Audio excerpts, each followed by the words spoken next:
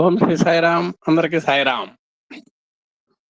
భగవాన్ శ్రీ సత్యసాయి బాబా వారి యొక్క దివ్యశ్రీ చరణారవిందాలకు మనందరి తరఫున హృదయపూర్వక, ప్రేమపూర్వక, మనఃపూర్వక నమస్సుమాంజల్లు. ఏఎస్బి యూనిట్ తరఫున హృదయపూర్వక నమస్కారాలు. అహం సత్యబోధక చెన్నై దివ్యజ్ఞాన యజ్ఞము.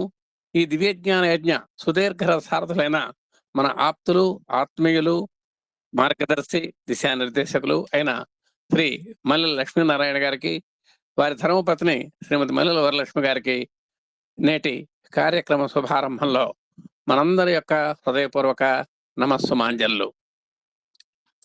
సత్యసాయి దైనందిన ఆధ్యాత్మిక ధారావాహిక సత్సంగ ధారావాహికలో నేటి యొక్క కార్యక్రమాల యొక్క అనుక్రమణిక ఒకసారి చూద్దామండి. ఈరోజు మొట్టమొదటిగా ప్రత్యేక ఆధ్యాత్మిక సత్సంగము by our beloved founder, mentor of ASB మన ఎమ్మెల్యన్ సార్. రెండవ అంశంగా రామకథా రసవాహిని మనకు చదవటానికి రెడీగా ఉన్నారు మన శ్రీమతి జీవిఎన్ రత్నం గారు, సాయిరాం, విజయనగరం. ఆ తదుపరి ఉపనిషద్ వాహిని విశ్లేషణ కార్యక్రమం ఉంటుంది. ఆ కార్యక్రమాన్ని మన అధినేత్రి, ఆచార్యాణి, ఉపాధ్యాయురాలు, మార్గదర్శి అయినటువంటి శ్రీ మల్లెల వరలక్ష్మి గారు నిర్వహిస్తారు. ఇదండి కార్యక్రమం యొక్క పరంపర. మొట్టమొదటిగా ప్రత్యేక ఆధ్యాత్మిక సత్సంగం by our beloved MLN sir. Om Shri Sairam. అందరికీ సాయిరాం.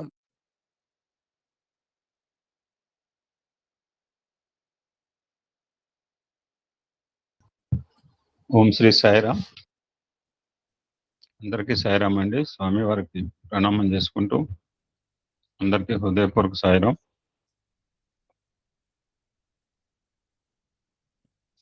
మనం గత వారం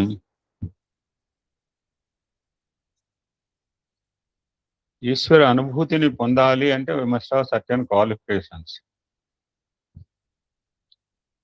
వాటిలో ఓర్పు, పట్టుదల గురించి మనం తెలుసుకున్నాము. తర్వాత ఏం చెప్తారో చూద్దాం స్వామి ఈరోజు. శారీరక, మానసిక పరిశుద్ధత, అవి రెండు అయిన తర్వాత ఓర్పు, పట్టుదల తర్వాత శారీరక, మానసిక పరిశుద్ధి, inner purity and outer purity. మనం బాగానే చాలాసార్లు ముచ్చరించుకున్నాం వీటి గురించి, తెలియని అంశాలేం కాదు. మన పిల్లలకు కూడా చెప్తుంటాం, దేహానికి అన్నం, మనసుకి శ్లోకాలు, భజనలు అని పిల్లలకి చెప్తాం, బాల వికాస్ పిల్లలు చెప్తుంటాం. అన్నానికి, దేహానికి అన్నం ఎలాగ ఫుడ్ వేస్తామో మనసుకు కూడా ఫుడ్ ఏంటంటే భగవన్నామము, శ్లోకాలు, ప్రార్థనలు.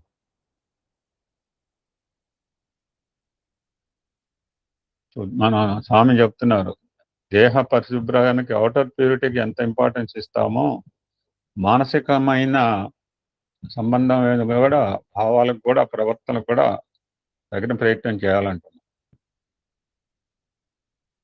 ఈ లోపల ఏముంటాయండి ప్యూర్ చేసుకోవడానికంటే? లోపల రాగద్వేషములు, అభిమాన మమకారాలు ఉంటాయి, బయటికి కనపడవు. బయట అంటే సబ్బులు అరగదీస్తాం, లోపల ఇవి ఉన్నంత వరకు కూడా సెన్సెస్ కంట్రోల్ ఉండదంటున్నారు పరమాత్మ. ఇక్కడ ఎగ్జాంపుల్ చెప్తున్నారు. ఫర్ ఎగ్జాంపుల్, ఒక టాటాయిస్ ఉంది. తన అవయవాలను ఏ విధంగా ఇష్టం వచ్చినట్టుగా వదులుకోవటం, ఇష్టం వచ్చిన సమయంలో మర్చిపోవడం జరుగుతుందో, అదే విధంగానే మన ఇంద్రియాలు మన స్వాధీనం అందించుకునే ప్రయత్నం చేయాలి. ఎవరికైతే అలాగా ఉంటాయో అతనే స్థితప్రజ్ఞుడు అని గీత నిరూపించింది. మనం చివరికి వచ్చాం ఆల్రెడీ. ఇవన్నీ కూడా మనం చాలా చెప్పుకొని వచ్చాం.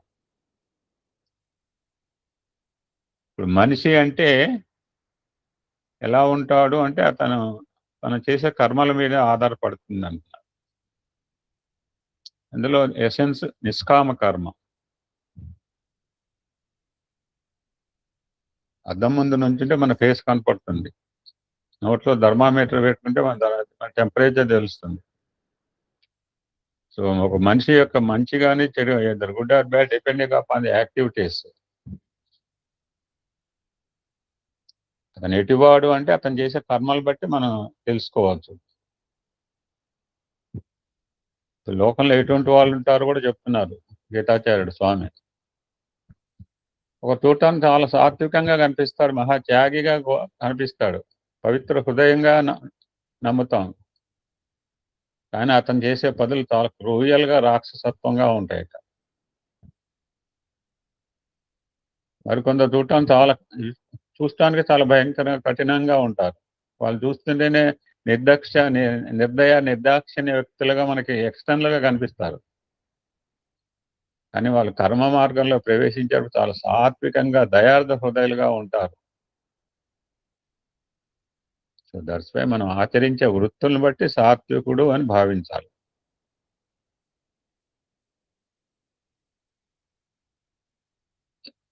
ఎవరి దగ్గరైనా ఈ 3 గుణాలు ఉండాల్సిందే, ఇంతకు మించి లేదు, 4వ గుణం లేదు. అతను రజోగుణ సంపన్నుడా లేకపోతే సాత్వికంగా ఉన్నాడా తామసికంగా ఉన్నాడా విషయం అతను depending upon the activities that is performing.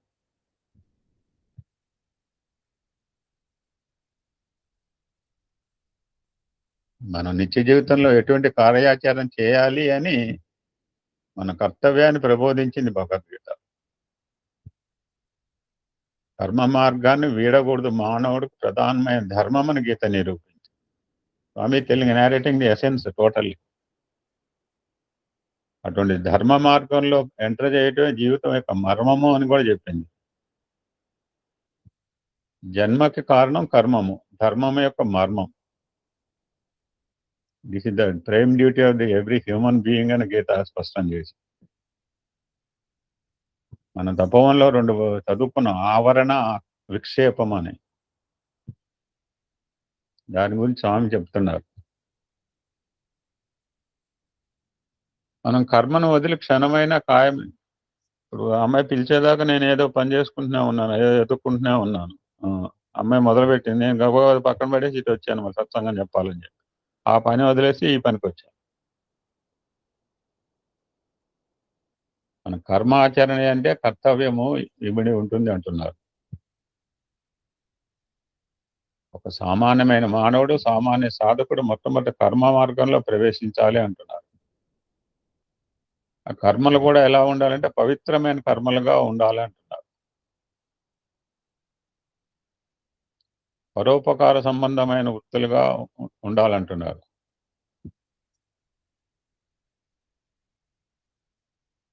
ఆదర్శవంతమైన కర్మలు ఆచరించాలి అంటున్నారు.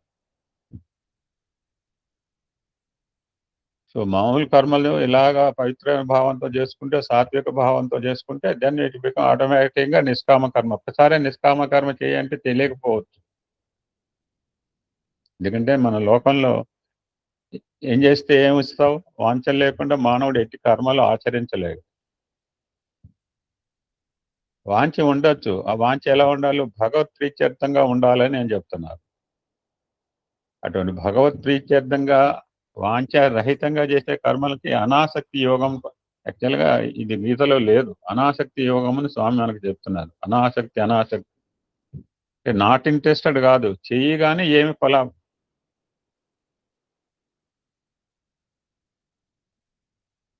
అటువంటి సమయంలోనే మాయ మనని ఆవరిస్తుంది. మాయ అంటే ఏంటో ఒక బ్యూటిఫుల్ మెసేజ్ పెడతాను, ఇవాళ కానీ రేపు కానీ పెడతాను. చాలా అద్భుతంగా నేరేట్ చేశారు. దీనికి కారణం ఏంటంటే ఆవరణ విక్షేపములు మూల కారణం అంటున్నారు. వీటికి రూపం లేదు. ఆవరణ అంటే ఆవరించినట్టు, కప్పబడినది. ఏ విధంగా కప్పడింది, దేంతో కప్పడి దుప్పట. మరి కప్పుకున్న దాన్ని దుప్పటంటే కప్పుకుంటూ తీసేస్తాం. ఆవరణ అంటే కంటికి కనపడదు, రూపమే లేనిటి దానికి కప్పబడటం ఏంటి, తీసివేయటం ఎట్లా. ఇది మాయా స్వభావం అంటున్నారు. చాలాసార్లు మనం చెప్పుకున్నాం ఇది, ఎన్నోసార్లు ఎన్నో మంది చెప్తుంటారు. మన దారిలో పడిన తాడు చీకటి సమయంలో పాము అని భ్రమించాం. ఇక్కడ ఆవరణం అంటే ఏంటి, ఉన్న త్రాడును పాము చేత కప్పబడినట్లుగా భ్రమిస్తున్నాం. రియల్గా అక్కడ పాము ఉందా, లేదు. లేని దానిని కప్పబడినట్లు చూడటం ఒక విధమైన భ్రాంతి. ఈ భ్రాంతి ఏ సమయంలో మనల్ని ఆవరించినది? చీకట్లో ఆవరించింది.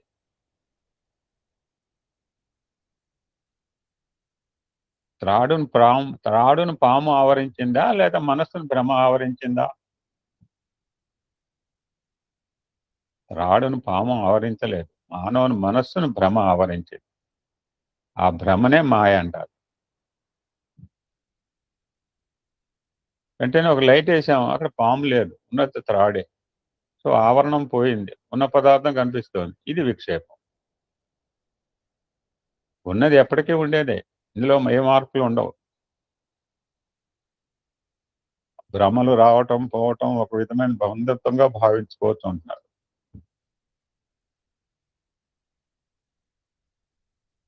ఈ మాయ గాని, బాధలు గాని, నిందలు గాని, నిష్ఠూరాలు గాని రాకపోకలతో కూడిన బంధుత్వం అని అంటున్నారు స్వామి. ఎందుకంటే మన ఇంటికి బంధుత్వులు వస్తారు, శాశ్వతంగా మన ఇంట్లో ఉండరు. రావటం పోవటం ఇదే విధంగా మాయ మానవుని భ్రాంతిగా రావటం పోవటం జరుగుతుంది. ఉన్న త్రాడును కప్పినది పాము, అది ఆవరణము. కప్పబడిన పామును వెలుతురులో చూడగలిగినప్పుడు లేకపోవడం, ఉన్న తాడు ఉండటమే విక్షేపం. మరి ఆవరణ ఒక పర్యాయం జరుగుతుందా, విక్షేపం ఒక పర్యాయం జరుగుతుందా అని విచారిస్తే ఇది ఒక్కొక్కటి ఒక్కొక్క పర్యాయం గోచర కావచ్చు, రెండు ఒకేసారి కూడా కావచ్చు.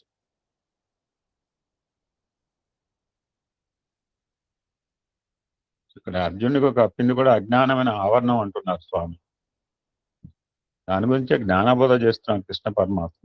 దాన్ని తీసేసి అర్జునులో ఉన్న స్వప్రకాశాన్ని, స్వస్వభావాన్ని, స్వస్వరూపాన్ని నిరూపించాడు ఎవరికి. మనం ఎంతసేపు మానవుడు పై దృష్టినే అభివృద్ధి గావించుకుంటున్నాడు. మనం బయట అన్ని చూస్తున్నాం, సముద్రం లోతులు చూస్తాం, ఆకాశంలోకి వెళ్తే అంత మన లోపలికి లోపలికి పోవట్లేదు అంటున్నారు స్వామి. అంతర్దృష్టి ప్రధానమైంది అంటున్నారు. It is permanent.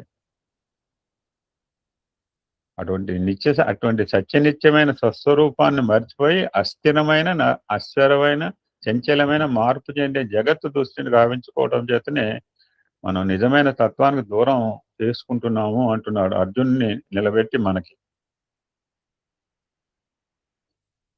అటువంటి స్వస్వరూప దర్శనాన్ని చేయించడానికే భగవంతుడు వస్తుంటాడు. ఆయన చేసే పని అది.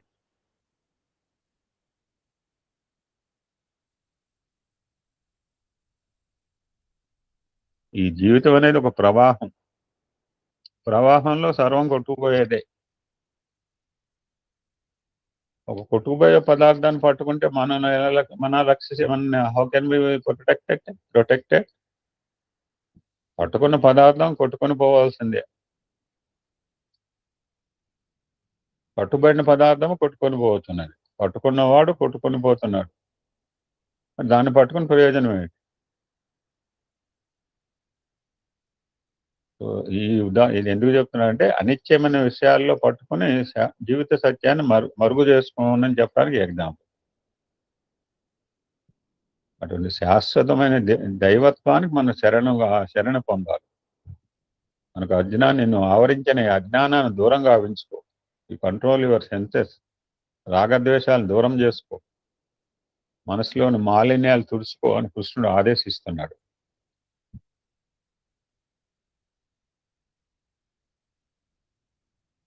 మానవ జీవితానికి కర్మ మించిన మార్గం మరొకటి లేదంటున్నారు స్వామి. నువ్వు కర్మను ఆధారం చేసుకునే నీకు భక్తిలో ప్రవేశించాలి. భక్తిని అభివృద్ధి చేసుకుని జ్ఞానంలో దిస్ ఈ systematic procedure, step by step. ఒక మానవుడు విశిష్టత పొందాడు, లేకపోతే ఒక మానవుడు కిందకు పడ్డాడు, లేకపోతే ఉన్నత స్థాయికి పోయాడు, పైకి దోసేది కిందకి దోసేది ఆచరించే కర్మలే. సో మనం మానవుని యొక్క మంచి చెడ్డలన్నీ కూడా కర్మ చేత కట్టబడినవి. ఈ కర్మల్నే మన యజ్ఞయాగాది క్రతువులు కూడా కర్మలే అంటుంటాం. దాన ధర్మాది వృత్తులు కూడా కర్మలే అంటున్నాం. మనం ఇంతకుముందు మనం ఉచ్చరించుకున్నాం. What is the essence of the యజ్ఞయాగాది క్రతువుల ఫలితం ఏమిటంటే జీవుని స్వర్గం చేరుస్తాయి. యోగ కర్మ సుకౌశలం అన్నాడు. కౌశలమనే అని కాలేదు, ప్రశ్న కాదు పరిప్రశ్న అన్నాడు. సుకౌశలం అన్నట్ట. అంటే ఇంతకంటే ఉన్నతమైన ఉత్తమమైన స్థానం ఇంకోటి ఉంది. మనం అనుకున్నాం స్వర్గమే అట్మోస్ట్ పాయింట్ కాదు, గమ్యం కాదు. అటువంటి స్వర్గాన్ని నువ్వు నిత్యంగా భావించకు. అక్కడికి వెళ్తే కొంతకాలం తర్వాత మరలా నువ్వు రావాల్సి వస్తుంది. తాత్కాలికమైన క్యాంప్ ఆఫీస్. అందులో నువ్వు పర్మనెంట్ గా జీవించడానికి వీలు కాదు. అక్కడ నీకు దేహ సంబంధమైన ఇంద్రియ సంబంధమైన భోగభాగ్యాలు లభించవచ్చు, నువ్వు ఉండొచ్చు. There may be comforts. నువ్వు భూలోకంలో ఏమి ఎంజాయ్ చేస్తున్నావు దీనికంటే బెటర్ గా ఉంటాయి అక్కడ కంఫర్ట్స్. బట్ అంతకంటే మించిన మరొక సుఖం అక్కడ లేదు. బట్ దీనికంటే కూడా ఒక సుప్రీం స్టేజ్, సూపర్లేటివ్ ఉన్నతమైన స్థానం మరొకటి ఉంది. అది దైవాత్మతత్వం, అదే బ్రహ్మ సంయోగము, అదే ఆత్మ సంధానము, లేదా ఆత్మ సాక్షాత్కారము. ఏ పేరైనా పెట్టచ్చు. అటువంటి స్థితిని పొందాలి అంటే నువ్వు చేయవలసిందల్లా ఏంటి అర్జున అంటే ఒక నిష్కామ కర్మను ఆచరించు. మరలా చెప్తూనే ఉన్నారు మన ఎన్నోసార్లు, కర్మ నువ్వు ఆచరిస్తున్నావు, ఏదైనా ఫలితం ఉండనే ఉంటుంది. ఫలితం ఉంది కదా అని నేను దాన్ని అనుభవించాలని దెర్ ఇస్ నో రూల్, సిద్ధాంతం లేదు. ఇక్కడ ఒక ఎగ్జాంపుల్, బ్యూటిఫుల్ ఎగ్జాంపుల్ చెప్తారు. మన తాతగారు ఒక మామిడి చెట్టుని మన పెరట్లో పాతి ఉండవచ్చు.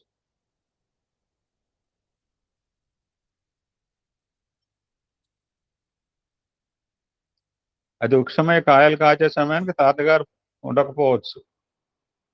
మా నాన్నగారు ఒక మామిడి చెట్టు నాటారు. మా తమ్ముడు ఐఏఎస్ అయిన రోజు వినో పెట్టి వెల్ మేము కొన్ని సంవత్సరాలు ఉన్నాం, 5-6 సంవత్సరాలు.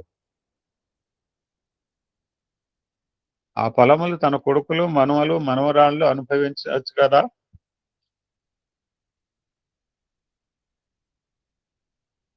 కర్మలు ఆచరించిన వ్యక్తే దీన్ని అనుభవించకపోయినప్పటికీ దాని ఫలితం మీద ఉంటున్నది. చెట్టు పెట్టిన ఆయన లేడు, బట్ కాయలు కాస్తూనే ఉంది. ఇప్పటికీ కాయలు కాస్తూనే ఉంది. మా సిస్టర్ వాళ్ళు హైదరాబాద్ నుంచి వచ్చి కోసుకున్నారు. మనం మా ఫోటో కూడా పెట్టింది. ఐఏఎస్ మామిడి చెట్టు అంటారు మా నాన్నగారు. ఆ ఫలితం ఎవరైనా అనుభవించవచ్చు. ఆ తాతగారు ఈ మామిడి వృక్షం పెద్దదైపోయి దీని ఫలములు నేను అనుభవించాలి అనే ఉద్దేశంతో పెట్టలేదు ఆయన. మనం పెరట్లో పెట్టుకుంటున్నాం కనుక ఇది ఏనాటికైనా ఫలం ఇస్తుంది, అది మన వారు ఎవరైనా భుజిస్తారు అనే విశాలమైన భావంతో నాటి ఉంటారు. అటువంటి బ్రాడ్ మైండ్నెస్ తో నాటిన వృక్షం యొక్క ఫలితమే తన కుటుంబంలో అనుభవిస్తున్నారు. ఇప్పుడు ఈ తాతగారు ఏ ఉద్దేశంతో నాటారు? నా కుటుంబమైనా అనుభవించవచ్చునని ఒక విధమైన సంకుచితమైన అభిలాష కలిగి ఉంటున్నారు. స్వామిజీ ఎలా నారేట్ చేస్తున్నారు, నా ఫ్యామిలీ మెంబర్ తినకపోతారా? ఒక సంకుచితమైన ఆసక్తితో నాటాడు. తనది తానే అనుభవించాలనే స్వార్థం కంటే కుటుంబానికి విశాలం చేసుకోవడం కొంత ఇట్స్ బెటర్. నాది నేనే తినాలనుకుంటే నా కుటుంబంలో నలుగురు తినాలి అనే దానికి ఇట్స్ బెటర్. బట్ ఇంతకంటే కూడా ఉత్తమమైనది ఉంది, భావం ఉంది. మా చెట్టు ఎప్పుడు పెరట్లో లోపల పెట్టినా బయట కాస్తుంది. ఎంతో మంది కోసుకుపోయేవాళ్ళు మామిడికాయలు మా చెట్లకి. కోసుకుపోని అదే అనుకుంటాం, కోసుకుపోని బయట కాస్తున్నా ఏం చేస్తాం మనం? కోసుకుపోతారు. కోసుకుపోయినందుకు మనం బాధపడకూడదు. మామిడి తోటవాడంటే ఇప్పుడు వాడికి ఫలాన్ని ఆశించాలి కనుక నాకు ములకం చేసి వాడికి ఎవరినో తోటమాలు పెడతారు. ఎవరైనా అనుభవించని అనే భావము అభివృద్ధి పరచుకోవటం మరింత ఉత్తమమైనది. మా మేడం మేము అక్కడ కొత్తగూడెం మా ఇంట్లో ఉన్నప్పుడు చిన్న పిట్ట కూడా నేను ఆఫీసు పోయి తన స్కూల్ పోయి గిన్నెలని స్టీల్ అవన్నీ కూడా అక్కడ వేసుకుపోతే మా చెల్లి అనేది, అన్నయ్య ఎవరిని తీసుకుపోని. అటువంటి దైవార్పిత భావంతో చేయటం మరింత విశాలంగా ఉంటుంది. నా కుటుంబమే కాదు, ఎవరైనా తినవచ్చు. అటువంటి దైవార్పిత భావమే నిష్కామ కర్మ. ఇప్పుడేం అనాసక్తితో ఆచరించాలి. సో అటువంటి అనాసక్తి యోగం చాలా పవిత్రమైంది అనే నిర్ణయం కంక్లూషన్కి వచ్చారు, చివరికి వచ్చింది కనుక. మనకు బుద్ధి యోగం ఉంది, కొంత విచారణ శక్తి కలుగుతుంది, బుద్ధిగ్రాహం అతీంద్రియం. అటువంటి బుద్ధి కంటే కూడా ఉన్నతమైంది, ఉత్తమైంది అనాసక్తి. ముందు ఎలా చెప్తారంటే స్వామి, ఇటువంటి అనాసక్తి సామాన్య మానవుకు సాధ్యమయ్యేది కాదు, సాధ్యం కాదని విసర్జించరాదు, క్రమక్రమేణా సాధించడానికి ప్రయత్నించాలి.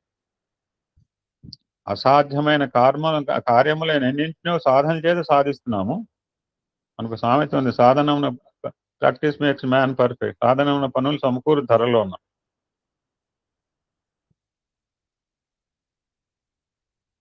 మనం చేయాల్సిందంటే నిన్న కూడా సార్ చెప్పారు, అన్నిట్లో కూడా ఆవగింజ దగ్గర చెప్పి అంత కూడా అన్నిట్లో కూడా భగవంతుడే అనే భావన అభివృద్ధి చేసుకోవటం అని చెప్పారు నిన్న ప్రసాద్ గారు.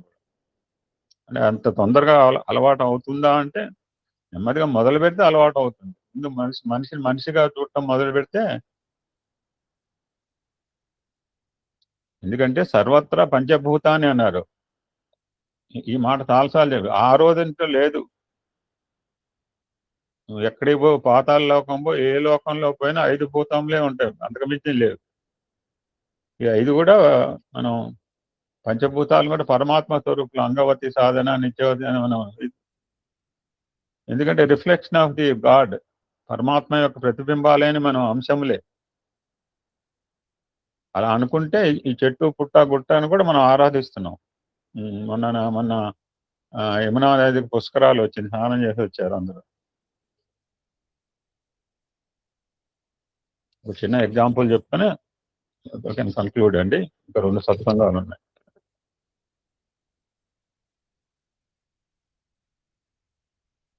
ఒకనొక సమయంలో జనక మహారాజు, మనం చాలాసార్లు అనుకున్నాం, పండిత మహాసభను ఏర్పాటు చేశారు. జనకుడి పేరు చాలాసార్లు వస్తుంది. గొప్ప గొప్ప పండితులు ఉన్నారు, ప్రతివాది భయంకరులు ప్రవేశించారు. తమ యొక్క వాగ్ధోరణితో జగత్తునంతా ఆడించే శక్తి సామర్థ్యాలు కలిగిన వారు ప్రవేశించారు. భూమిని కదిలింపజేసేవారు ప్రవేశించారు. వారి ప్రతిభ కావచ్చు, పట్టుదల చాలా భయంకరంగా ఉంటాయి. అటువంటి సభలోకి ఒక కామన్ మ్యాన్ ఎంటర్ అయ్యే అవకాశం లేదు. పెద్ద పెద్ద ఎవరో ఇండస్ట్రీస్ లో మీటింగ్ అవుతుంది, నన్ను లోపల పనిస్తారా? అందులో దట్టు జనక మహారాజ్ సమావేశం అంటే గొప్ప గొప్ప వారికి అవకాశం ఉంటుంది, సామాన్యులకు అవకాశం ఉండదు. అటువంటి మహాసభ లోపల అష్టావక్రుడు ప్రవేశించడానికి ప్రయత్నించాడు. ఆయన లోపలికి ఎవరు పంపించాలి? లోపలికి పోవాలంటే రికమెండేషన్ లేదు, సహాయం లేదు. అతనికి ఉన్నదల్లా దైవ సహాయం. అది వాళ్ళు వీళ్ళు ప్రేమించారని కాదు, వాళ్ళు వీళ్ళు కాదు. మన స్వామి కనుక మనం స్వామికి ఇష్టంగా ఉంటే ఆటోమేటిక్గా అందరూ భుజం మీద చేస్తారు. ఇప్పుడు స్వామి ఎస్ అంటే అందరూ ఎస్ అనాల్సింది. ఈయనకి దైవ సహాయం మాత్రమే ఉంది. దాన్ని నమ్మిన వారికి ఏ విధమైన నష్ట కష్టాలు ప్రాప్తించవు. తాత్కాలికంగా అడ్డంకులు రావచ్చు, బట్ మున్ముందు విజయం సాధిస్తుంది. 3 రోజుల పాటు జనక మహారాజ్ ద్వారం దగ్గర కావలి కాచాడు. సమావేశంలో పాల్గొనడానికి వెళ్లే వారలను అందరూ చూస్తున్నాడు. ఈ మహనీయులకు అందరికీ ఇటువంటి ప్రాప్తి కలిగింది, నాకు కూడా సాధ్యమైతే లభించవచ్చని సంకల్పాన్ని బలహీనం చేసుకోకుండా దృఢంగా ఉన్నాడు. ఉంటారు ఎవరో ఒకరు, 10 మందిలో ఒకరోనే ఉంటారు, ఎవరో పోయి చెప్పారు మరి జనక మహారాజు. ఇతను వయోవృద్ధుడు కాదు, మధ్య వయస్కుడుగా ఉంటున్నాడు. ఇతనికి ఏమాత్రం అనుభవం లేనట్టుగా కనిపిస్తుంది పైకి చూస్తుంటే. అనుభవమా నిరనుభవమా నిర్ణయించడం సాధ్యం కాదు. ఏ పుట్టలో ఎటు పాముందో ఎవడు తెలియదు. So that's why we should not underestimate anybody. ఎవరిని కూడా మనం ఇలా అలా అని అనకూడదండి దయచేసి. అది గొప్ప తత్వం అనమాట. మనం ఎవరండి ఎస్టిమేట్ చేయడానికి ఎదుటివాడిని? సో జనక మహారాజు గొప్పవాడు కనుక ఎవరిలో ఏమి దాగున్నాయో అతని లోపలికి ప్రవేశపెట్టాడు. సమావేశం కలకలాడుతోంది, నిండుగా ఉంది, పవిత్రమైన వాతావరణంలో ఉంది. రాజుగారు తన స్థానంలో కూర్చున్నాడు. అష్టావకుడు ప్రవేశించాడు. ఇతని రూపం చూసి సమావేశంలోని గొప్ప గొప్ప పండితులందరూ పక్కున నవ్వారు. కానీ జనక మహారాజు రాజర్షి కనుక ఆయనకు తెలుసు కదా, కన్ను వాల్చకుండా చూస్తున్నాడు, ఆయన నవ్వలేదు. పండితులు నవ్విన అప్పుడు అష్టావకుడు పండితుల కంటే అధికంగా గట్టిగా నవ్వాట. వాళ్ళు నవ్వారు, ఈయన నవ్వాడు. పండితులకు ఆశ్చర్యం వేసింది. ఎందుకంటే పండితులు నవ్వటం లోపల కారణం లేకపోలేదు. ఎందుకంటే ఇతను నవ్వటానికి కారణం ఏంటి? ఇది పెద్ద సమస్యగా ఏర్పడింది. ఎందుకంటే అతని రూపం, ఫిజికల్ రూపం వికారంగా ఉంది. అటువంటి వాళ్ళని చూసినప్పుడు ఎవరికైనా నవ్వు వస్తుందిట, తెలియకుండానే నవ్వు రావచ్చుట. మనం మాత్రం అలా పని చేయకూడదండి. అటువంటి వికార రూపాన్ని చూస్తే మనకి ఇన్వాలంటరీలీ మనకు తెలియకుండానే నవ్వు వస్తుందిట. దయచేసి మనం అటువంటి నవ్వు మాత్రం రాకూడదు అటువంటి రూపాలు చూసినప్పుడు.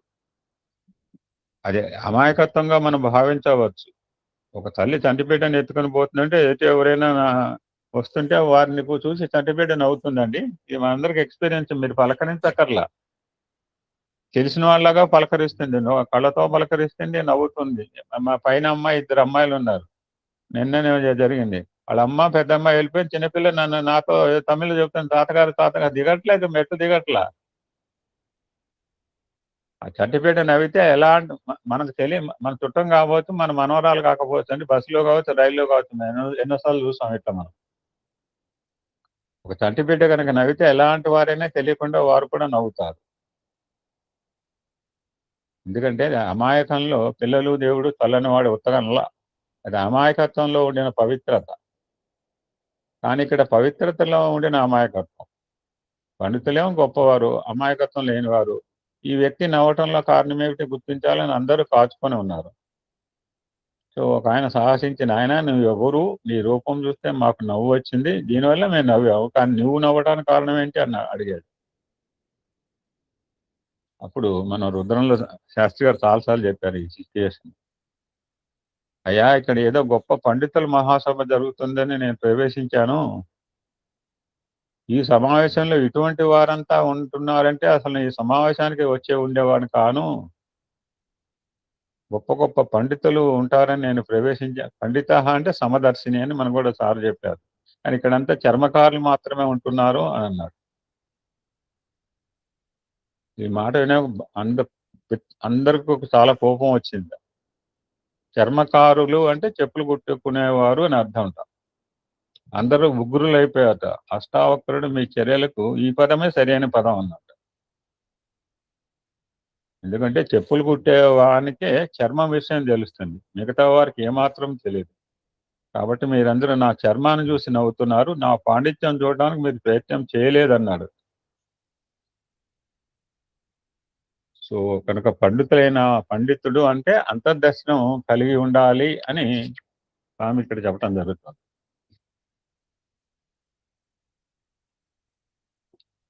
సో ఇక్కడికి ఆపుదామండి. 2 సత్సంగాలు ఉన్నాయి. జై సాయిరాం.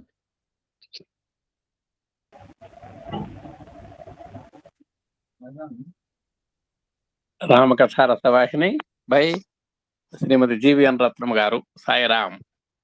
సాయిరాం. ఓం శ్రీ సాయిరాం.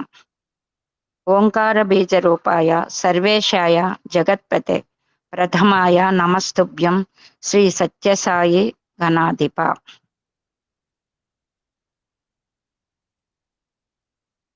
భగవాన్ సాయిరాముని యొక్క పాదపద్మాలకు నమస్సుమాంజలు ఘటిస్తూ అహం సత్యబోధక జ్ఞానయజ్ఞం నిర్వాహకులైనటువంటి మల్లెల లక్ష్మీనారాయణ గారికి, వారి సతీమణి వరలక్ష్మమ్మ గారికి నా హృదయపూర్వక నమస్సుమాంజలు అర్పించుకుంటూ ఈ ఏఎస్బిలో పాల్గొన్న సాయి కుటుంబ సభ్యులందరికీ కూడా హృదయపూర్వక నమస్కారములు. చక్కెర కంటే తీపి, దది సారము కంటెనో రుచ్యమౌను, పెంపెక్కిన తేనె కన్నా అతి రుచ్యము నోటను పల్క పల్కగా, మిక్కిలి కమ్మనవు అమృతమే అనిపించును కానా, నిత్యమున్ చక్కగా దాన్ని మీరు మనసా స్మరింపుడు రామనామమున్ అన్నారు. మరి ఈ రామకథ రసవాహిని అనేది సాక్షాత్తు సాయిరాముని యొక్క కలము నుండి వెలువడింది. అటువంటి దానిని వినడము, చదవడము మనం ఎన్నో ఎన్నో జన్మల పుణ్యఫలం అనే చెప్పుకోవచ్చు. ఇక మన సోదరీమణులు మనల్ని చెప్పిన అంశాన్ని ఒక్కసారి మననం చేసుకుంటూ ముందుకు వెళ్దాం. ఈ రామలక్ష్మణ భరత శత్రుఘ్నులందరికీ కూడా బాల్యం 3 సంవత్సరాలు నిండిపోయిన తర్వాత, ఇప్పుడైతే మనం ఎల్కేజీ యూకేజీ అంటూ జాయిన్ చేస్తాం, మరి ఆనాడు దశరథ మహారాజు గారు పిల్లలు రాణులతో సంభాషణ జరిపి వీళ్ళకి అక్షరాభ్యాసం జరిపించాలని ఒక మంచి ముహూర్తం చూసుకొని వశిష్ఠుల వారితో వారి యొక్క ఆశ్రమంలో విద్యను అభ్యసించడానికి పంపించారు. అప్పుడు ఈ బిడ్డలందరూ కూడా రాజోచిత వేషములను విస్మరించారు. గురుకులంలో అందరూ సమానముగా ఉండాలి కనుక ఆ గురుకులంలో ఎటువంటి దుస్తులైతే ఇది అంగవస్త్రం పైన ధరించి మొలకొక తుండును చుట్టుకొని ఆ గురువు గారు ఎటువంటి ఆహారం అయితే ఇస్తారో అటువంటి ఆహారాన్ని సేవిస్తూ అదేవిధంగా గురు సేవలు చేస్తూ విద్య నేర్చుకుంటూ ఉన్నారు. అయితే ఈ విద్యాభ్యాసము మిగిలిన పిల్లల కంటే వీళ్ళు ఇంకా ఎంతో శ్రద్ధాభక్తులతో ధారణ శక్తులతో అత్యంత ఆశ్చర్యమును ఆనందమును గురువు గారు పొందేవారు. అంటే ఇటువంటి శిష్యులకు నేను గురువు కావడమా అనుకున్నారనమాట వశిష్ఠుల వారు. ఆ విధంగా అతని నోటి నుండి వచ్చిన వేద శాస్త్రములు వల్లించిన వెంటనే రాముడైతే వెంటనే చెప్పేసేవారు మిగతా ముగ్గురు కంటేను. ఈ విధంగా నిరంతరం ఈ విద్యాభ్యాసం జరుగుతుండేది. మధ్య మధ్యలో రాణులు వచ్చి వారి యొక్క ఆ విద్యను చూస్తూ వెళ్తుండేవారు. ఒకసారి దశరథుడు కూడా గురుకులానికి వచ్చి వేదాలు వల్లించుతున్న పుత్రుని చూసి చాలా ఆనందపడుచుండగా వీళ్ళు విద్యార్థి దశలో ఉన్న ఈ నలుగురు కూడా వెంటనే తన తండ్రిని, సుమంతుల వారిని అందరికీ పాద నమస్కారం చేసి వారు మన్నలను చూసి వారి యొక్క క్రమశిక్షణ చూసి ఎంతో ఆశ్చర్యాన్ని పొందుతున్నారు. అంతేకాకుండా వీళ్ళు ముచ్చటించుకునేటప్పుడు రాముడు వీళ్ళందరూ కూడా అక్కడ ఉండకుండా వారి గదుల్లోకి వెళ్ళిపోతారనమాట. ఈ క్రమశిక్షణ ఇదంతా కూడా మహారాజుకి చాలా ఆనందం కలుగుతుంది. అదే విధంగా ఆ గురువు గారు ఏం చెప్తున్నారంటే, నేను చెప్పే ఈ వేదము ఏదో పుస్తక పఠనమో ఏదో వాళ్ళు చదువుకున్నారని కాదు, ఇది గురు శిష్య పారంపరమైన ఒకరు చెప్పుచుండగా మరొకరు విని అనుసరించవలసిన ఈ విద్యను వీళ్ళు వినికిడితో చాలా ఎన్నో సంవత్సరాలు పట్టవలసిన విద్యను కొన్ని నెలల్లోనే అభ్యసించారు కనుక నా విద్యాభ్యాసం అంతా కూడా పూర్తయింది. ఇంకా నేను చెప్పవలసింది ఏమీ లేదు. ఇక మీరు ఈ రోజు వచ్చిన ఈ ముహూర్తమే మంచిది. మీరు మీ వెంట రాజ్యానికి తీసుకువెళ్ళి వీళ్ళకి అస్త్రశస్త్ర విద్యనే నేర్పించండి అంటారు. రాజుగారు మహదానందం పొంది గురుదక్షిణ పిల్లల చేత సమర్పించి ఆ రాజ్యంలో ఎటువంటి ప్రవీణులైన వీరులు ఉన్నారో వాళ్ళందరినీ వెతికి అస్త్రశస్త్ర విద్యలు నేర్పుటికై నియమించారు. వాళ్ళు కూడా ఈ ప్రవీణులు శక్తియుక్తులను రామలక్ష్మణులు ప్రయోగించడం చూసి, అంటే వారికి తెలియని రహస్యాలు కూడా వీళ్ళు చేయుచుండేటి చూసి ఎంతో ఆశ్చర్యాన్ని, ఆనందాన్ని, అదేవిధంగా భయాన్ని కూడా వాళ్ళకి కలిగించిందట. ఇక అక్కడి నుంచి మనం మొదలు పెడదామండి. అయితే రామలక్ష్మణ భరత శత్రుఘ్నులు ఏనాడు తన అస్త్రములచే మృగములను కానీ పిట్టలను కానీ కొట్టి ఎరగరు. తమ అస్త్రములు అత్యవసర సమయములందు అయినా అన్య సమయములందైనా ఉపయోగించమని ప్రమాణం చేసి పట్టిన దీక్షకు ఎట్టి సమయమునందైనా విరుద్ధంగా నడిచేవారు కాదు. అయితే వీళ్ళు విద్య నేర్చుకునేటప్పుడే ఈ అస్త్రాలు దేనికైతే ఉపయోగించాలో రాజ్య రక్షణ కోసము, ఎవరికైనా రాక్షస సంహారం కోసమే కానీ మనం మిగిలిన అమాయకులైన జీవులపై ఉపయోగించకూడదనే దీక్షను పెట్టారు. ఈ విధంగా అనేక పర్యాయములు గురువులు వీరిని విహారార్థమై అడవులకు తీసుకుని వెళ్ళి కొన్ని రకములైన పిట్టలను, మృగాలను చూపి సమయమును రాముడు అందుకు సమ్మతించగా, అయితే కొన్ని పిట్టలు కొన్ని మృగాలని మీరు బాణం వేయండి అని గురువులు చెప్తుంటే రాముడు అందుకు సమ్మతించగా, నిరాపరాధులైన ఈ జీవులను కొట్టుట కాదు కదా ఈ అస్త్రం, లోక సంరక్షణకై ప్రజాసేవకై వినియోగించవలసిన పవిత్ర అస్త్రములను ఇట్టి చిల్లర మార్గమున వినియోగించి అపపవిత్రము చేయట నా మనసొప్పట లేదని గట్టిగా చెప్పాడు. రాముడైతే నిరాకరించాడు. వీటిని అమాయక జీవులైన వాటిపైన ప్రయోగించడానికి కాదు, ఈ అస్త్రములు లోక సంరక్షణకే వినియోగించాలి, ప్రజాక్షేమానికే వినియోగించాలి అని గట్టిగా చెప్పాడు. రాముడు ఏదైతే చెప్పారో మిగిలిన ముగ్గురు కూడా అతన్ని అనుసరిస్తారు. ఈ విధంగా చెప్పేటప్పుడు గురువులు కూడా మారు మాట్లాడక ఊరుకుండేవారు. రామచంద్రుడు ప్రతి మాట యందును పనుల యందును తన కారుణ్యాన్ని కనపరిచేవాడు. ఒక్కొక్క పరి లక్ష్మణుడు కొంత ఉల్లాసంతో సరదాగా మృగములపై గురి పెట్టినను తక్షణమే రాముడు అడ్డు తగిలి, లక్ష్మణ, వాటి వలన నీకు గాని లేక లోకమునకు గాని కలిగిన అపకారమేమి? వాటిని కొట్టపూనుకొంటివి.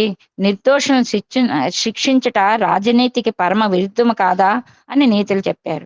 ఇంకా వీళ్ళు చిన్నవాళ్ళు కదా, ఒక్కొక్కసారి సరదాగా చేద్దామని లక్ష్మణుడు అనుకుంటే వెంటనే వారి వద్దకు రాముడు వచ్చి, అవి నీకు అపకారం చేస్తున్నాయా, మన లోకానికి అపకారం చేస్తున్నాయా, అటువంటి వాడిని కొట్టకూడదు, నిర్దోషులను శిక్షించుట రాజనీతి కాదు అని చెప్పి ఆ చిన్న వయసులోనే ఎంతో కారుణ్యాన్ని ప్రకటించారు రాముడు. మధ్య మధ్య దశరథ మహారాజు మంత్రుల మధ్య పిల్లలను చేర్చి పరిపాలన విధానమును, రాజనీతులు, ధర్మనీతులు, దైవనీతులు చర్చించుచు పిల్లలకు తెలుపుచు తమ తాతల పరిపాలనను, వారు పొందిన ప్రజామన్నలను, దానవులతో దేవతలతో వారులకు కలిగిన పోరాటములను, వారులకు గల దైవ సంబంధమును అత్యంత ఉత్సాహముతో కథల వలె పిల్లలకు తెలుపుచు ఒకరికొకరికి ఒక్కొక్క పరి మంత్రులతో చెప్పించుచు బాల్యమునందే బాలురకు తగు క్రమశిక్షణతో పాటు పరిపాలన దక్షత కూడాను ప్రబోధించుచుండెను. అయితే ఒక్కొక్క మధ్య మధ్యలో రాజుగారు వాళ్ళని ఈ రాజ్యసభకు పిలిచి, అక్కడ అందరూ రాజ్యసభలో ఈ కుటుంబం ఇక్ష్వాక వంశం నందున్న పెద్దలు అందరూ వారి యొక్క ధైర్య సాహసాలని, వారు ఎటువంటి మన్ననలు పొందారో, దానవులతో దేవతలతో వాళ్ళకి కలిగిన పోరాటముల గురించి, దైవ సంబంధం గురించి కథలుగా దశరథ మహారాజు చెప్పడమే కాక మంత్రులతో కూడా చెప్పించుచు బాల్యమునందే బాలురకు తగిన క్రమశిక్షణతో పాటు పరిపాలన దక్షతను కూడా ప్రబోధించరు. అంటే మన వంశం ఇలాగుంది, ఈ వంశంలో ఈ నీతి ధర్మాన్ని మనం కాపాడాలని ప్రబోధించారు చిన్నతనంలోనే. కాలము గడుచుకొలది కాయములు వృద్ధి అగుచు వచ్చుచుండ చూసి కుశాగ్ర బుద్ధి గల ఈ బాలురు అతి శీఘ్ర కాలం నందే రాజ్య బాధ్యత వహించగలరు అనే తలంపు మంత్రులు యందు దృఢమాయను. అంటే ఇంకా వీళ్ళు కౌమార దశకి ఎప్పుడైతే వస్తున్నారో పిల్లలు రాజ్య బాధ్యతలు తక్కువ సమయంలోనే, ఎంత కుశబుద్ధి ఇప్పుడే వీళ్ళకున్నది, వీళ్ళు రాజ్య పరిపాలన చాలా చక్కగా చేస్తారు, ఈ పరిపాలన వల్ల దేశము దివ్యలోకంగా మారగలదని కూడా ప్రజలైతేనేమి, మంత్రులైతేనేమి, పరివారం అంతా కూడా కలలు కనేవాడట. ప్రజలను చూసిన రాజకుమారులను చూసిన ప్రజలను ఎంతో ఆప్యాయంగా పరస్పర బంధువుల వలె ప్రీతితో మెలగడివారు, పలుకరించడివాడు. నిడారంబరము, నిగర్వ, నిర్మల, నిస్వార్థపరులైన ఆ బాలులను ప్రేమించని వారే లేరు, చూడని వారు అయోధ్యలో లేరు. అయితే వీళ్ళు రాజకుమారులకు రాజభవనంలో కాకుండా అప్పుడప్పుడు రాజ్యంలో వచ్చేటప్పటికి అందరినీ కూడా పేరు పేరున వాళ్ళని పలకరించుండేటప్పుడు అక్కడ ఉండే ప్రజలు వీళ్ళు మా బంధువులే, మా ఇంట్లో సభ్యులే అన్నంత ప్రేమతో పలకరించేవారు. వాళ్ళు బయటకు వస్తున్నారంటే వాళ్ళని చూడని వాళ్ళు ఎవ్వరూ లేరట, అందరూ బయటికి వచ్చి వాళ్ళతో ముచ్చటించేవారు. అయోధ్య పిల్లల దేహం వలె, పిల్లల అయోధ్య పట్టణపు గుండె వలె సంబంధం కలిగి ఉండేది. అయోధ్య అంటేనే ఈ నలుగురి యొక్క దేహము, అలాగే అయోధ్య పట్టణం అంటే వీళ్ళ యొక్క గుండె అనేంత ఆత్మీయంతో ఆ రాజ్యం పరిపాలిస్తూ ఉండేదట. పిల్లలకు 10-11 సంవత్సరములు వయసు కానవచ్చును. ఒకనాడు దశరథ మహారాజు గుణశాలి అయిన మంత్రి సుమంత్రిని పిలిపించి రామలక్ష్మణ భరత శత్రుఘ్నులకు ప్రకృతి విద్య అయిన అపర విద్యలతో పాటు పరా విద్యలు కూడా నేర్పించవలసి ఉన్నది. పరా విద్యలు తెలియక అపర విద్యలు ఎన్నైనను ధర్మమునకు తగిన బలము చేయకూడదు. ఈ లేత వయసుననే ఉత్తమ సంస్కారములు హృదయమును చేర్చవలను. అంటే అపర విద్య అంటే లౌకిక విద్య, రాజ్యాన్ని, రాజ్య పరిపాలన, అలాగే కుటుంబాన్ని, దేశాన్ని ఎలాగ రక్షించాలి, ఎలాగ అనేది విద్య నేర్పించింది. శస్త్ర విద్యలు కూడా నేర్పాయి. కానీ పరా విద్య అంటే ఆధ్యాత్మిక విద్య, ధర్మము, సత్యము ఇవన్నీ కూడా ఉండాలి. ఈ రెండు ఉంటేనే తగినంత బలము. ఈ లేత వయసునంటే అంటే కౌమార దశలో వీళ్ళలో మార్పులు వస్తుంటాయి కనుక శారీరకంతో పాటు మానసికమైన మార్పులు కూడా వస్తాయని చెప్పి ఈ లేత వయసునందే ఉత్తమ సంస్కారములు హృదయమును చేర్చవలను. చిన్నప్పుడు ఏది చెప్తే పిల్లల మనసులో అది నాటుకుంటుంది కనుక ఈ వయసులోనే మనం వీరికి ఈ విద్య నేర్పాలి. కనుక భవిష్యత్తు యొక్క మంచి చెడ్డలు బాల్య వ్యవస్థనందే సంస్కరింపబడిన అనుభూతులపై ఆధారపడి ఉండును. కనుక ఈ అవస్థయే భవిష్యత్తును భవనమునకు పునాది, భవిష్యత్తును భవనమునకు పునాది. కనుక ఈ వయసులోనే, ఈ కౌమార దశలోనే వీళ్ళు ఇంకా మానసికంగా ఎదగనప్పుడే ఇటువంటి సంస్కారాలు ఇవ్వాలి. కాన పిల్లలకు సంచారంతో పాటు క్షేత్రయాత్రలు చేయించి తీర్థరాజ్యముల యొక్క పవిత్రతలను, క్షేత్రముల యొక్క విశిష్టతలను వివరించి వాటిని దర్శింపచేయటం మంచిదని తోచుచున్నది. ఆధ్యాత్మిక విద్య నేర్చుకోవాలంటే అది రాజ్య భవనంలో ఏ గురువుల్లో పెట్టేది కాదు కనుక ప్రకృతిలోని ఈ క్షేత్రాలకు వెళ్ళి ఆ క్షేత్రాలు దివ్య క్షేత్రాలుగా ఎందుకు అయ్యాయి, అక్కడ నివసించే ప్రజలకు ఏమి అవసరాలు ఉన్నాయి, అలాగే వీటన్నింటిని కూడా తెలుసుకోవాలంటే వీళ్ళు తీర్థయాత్రలు చేయాలి అని చెప్పి ప్రకృతిలో ఉన్న వాటి అన్నింటిని కూడా తెలుసుకోవాలని చెప్పి రాజుగారు సుమంతునితో ఆలోచించి ఈ యొక్క దర్శనం చేయాలని పిల్లలు పెరుగు కొలది విషయాశక్తులు అగుదురు కనుక దీనికి పూర్వమే దైవానురక్తులుగా చేయటం మానవత్వములకు తగిన కర్తవ్యం. ఇంకా వీళ్ళు పెరుగుతుంటే వీళ్ళలో కోరికలు ప్రకృతి పరంగా వస్తాయి కనుక ముందుగానే ఇవి మన మనసులో వేస్తే మంచి చెడు అనే భావం వాళ్ళలో కలుగుతుంది అని చెప్పి ఆలోచించారనమాట. ఇది ప్రభువులకు అతి ప్రధానం కనుక గురువులు వారితో సంప్రదించి యాత్రకు తగిన ప్రయత్నములు గావింపమని ఆజ్ఞాపించారు మంత్రికి. అంత సుమంతుడు కూడాను సంతసించి తగిన ఏర్పాట్లు గావించి పిల్లలతో తాను కూడాను వెళ్ళుటకు సర్వసిద్ధమయ్యారు. సరే, ఇది మంచి ఆలోచన. చిన్న వయసులోనే వీళ్ళకి సంస్కారం నేర్పితే వీళ్ళు పెద్ద అయిన కొలది ఏవైనా విశిష్టమైన మనసులో భావాలు రగిలేటప్పుడు ఏది మంచి ఏది చెడు అని వారికి వారే తర్కించుకుంటారు అని చెప్పి సుమంతుడు వాళ్ళతో వెళ్ళడానికి ప్రయాణం అయ్యాడు. అంతఃపురంలో ఈ యాత్ర వార్త తెలిసెను. రాణులు తన కుమారులకు పవిత్ర యాత్రను సాగించబోచున్నారన్న ఆనందములో ప్రయాణమునకు తగిన ఆహార విహార సదుపాయములన్నీను సిద్ధం చేయించిరి. ఇంకా ప్రయాణం వెళ్తుంటే పిల్లలకి ఆహారాలన్నీ కావాలి కనుక తల్లులు ముగ్గురు కూడా సిద్ధం చేయించారు. వారిల వెంట దాదులను కొంతమంది పురబాలులను పంప సిద్ధం చేసిరి. వారితో ఎవరెవరు కావాలి వీరితో పాటు మరికొంత అదే వయసు గల పిల్లలు కూడా పంపించారు. రామ లక్ష్మణ భరత శత్రుఘ్నులు పవిత్ర యాత్ర సల్పుచున్నామని పట్టలేని ఆనందమును ప్రదర్శించుతూ తమ తోటి బాలులను కూడాను ప్రోత్సహించి వారులకు తగిన ప్రయాణ సౌకర్యములు కూడా తండ్రితో చెప్పి సిద్ధం చేయించారు. వీళ్ళతో పాటు వచ్చే పిల్లలకు కూడా ఏవి కావాలన్నీ ఏర్పాట్లు కూడా చూశారనమాట.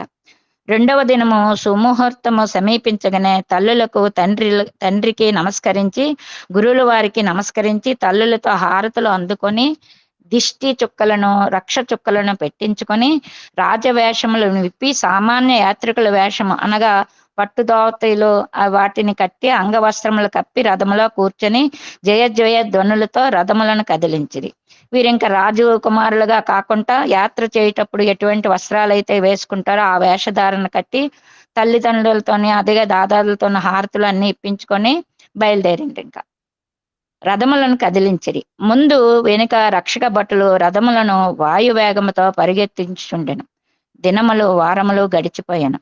ప్రతి క్షేత్రమును ప్రతి తీర్థమును దర్శించి పూజించి విషయములను విచారించి అత్యంత ఉత్సాహముతో భక్తి శ్రద్ధలతో అన్య వాంఛలకు చోటివ్వక నిరంతరము క్షేత్రముల యొక్క విశేష చరిత్రను సుమంతుడు చెప్పుచుండ పిల్లలు శ్రద్ధాలువై ఇంకేమిటి అని క్షేత్ర విశేషాలను విపులముగా అడుగుచుండేవారు. వారుల శ్రద్ధా భక్తులకు సుమంతుడు ఎంతయో ఆనందించి మరిన్ని విశేషములు తెలుపుచుండేవారు. ఈ విధంగా వారాలు గడుస్తున్న కొలది ప్రతి క్షేత్రానికి వెళ్ళి ఆ క్షేత్రం యొక్క పూర్వపరాలు అక్కడ ఉండే విశేషాలు వీటన్నింటిని కూడా తెలుసుకొని అక్కడ వాతావరణం అన్నింటిని ఇంకేమిటి అని ప్రశ్నిస్తూ ఈ సుమంతుడికి ఎక్కడలేని ఉత్సాహాన్ని తెచ్చి ఇంకా విశేషాలను తెలుసుకుంటూ ఉండేవారు.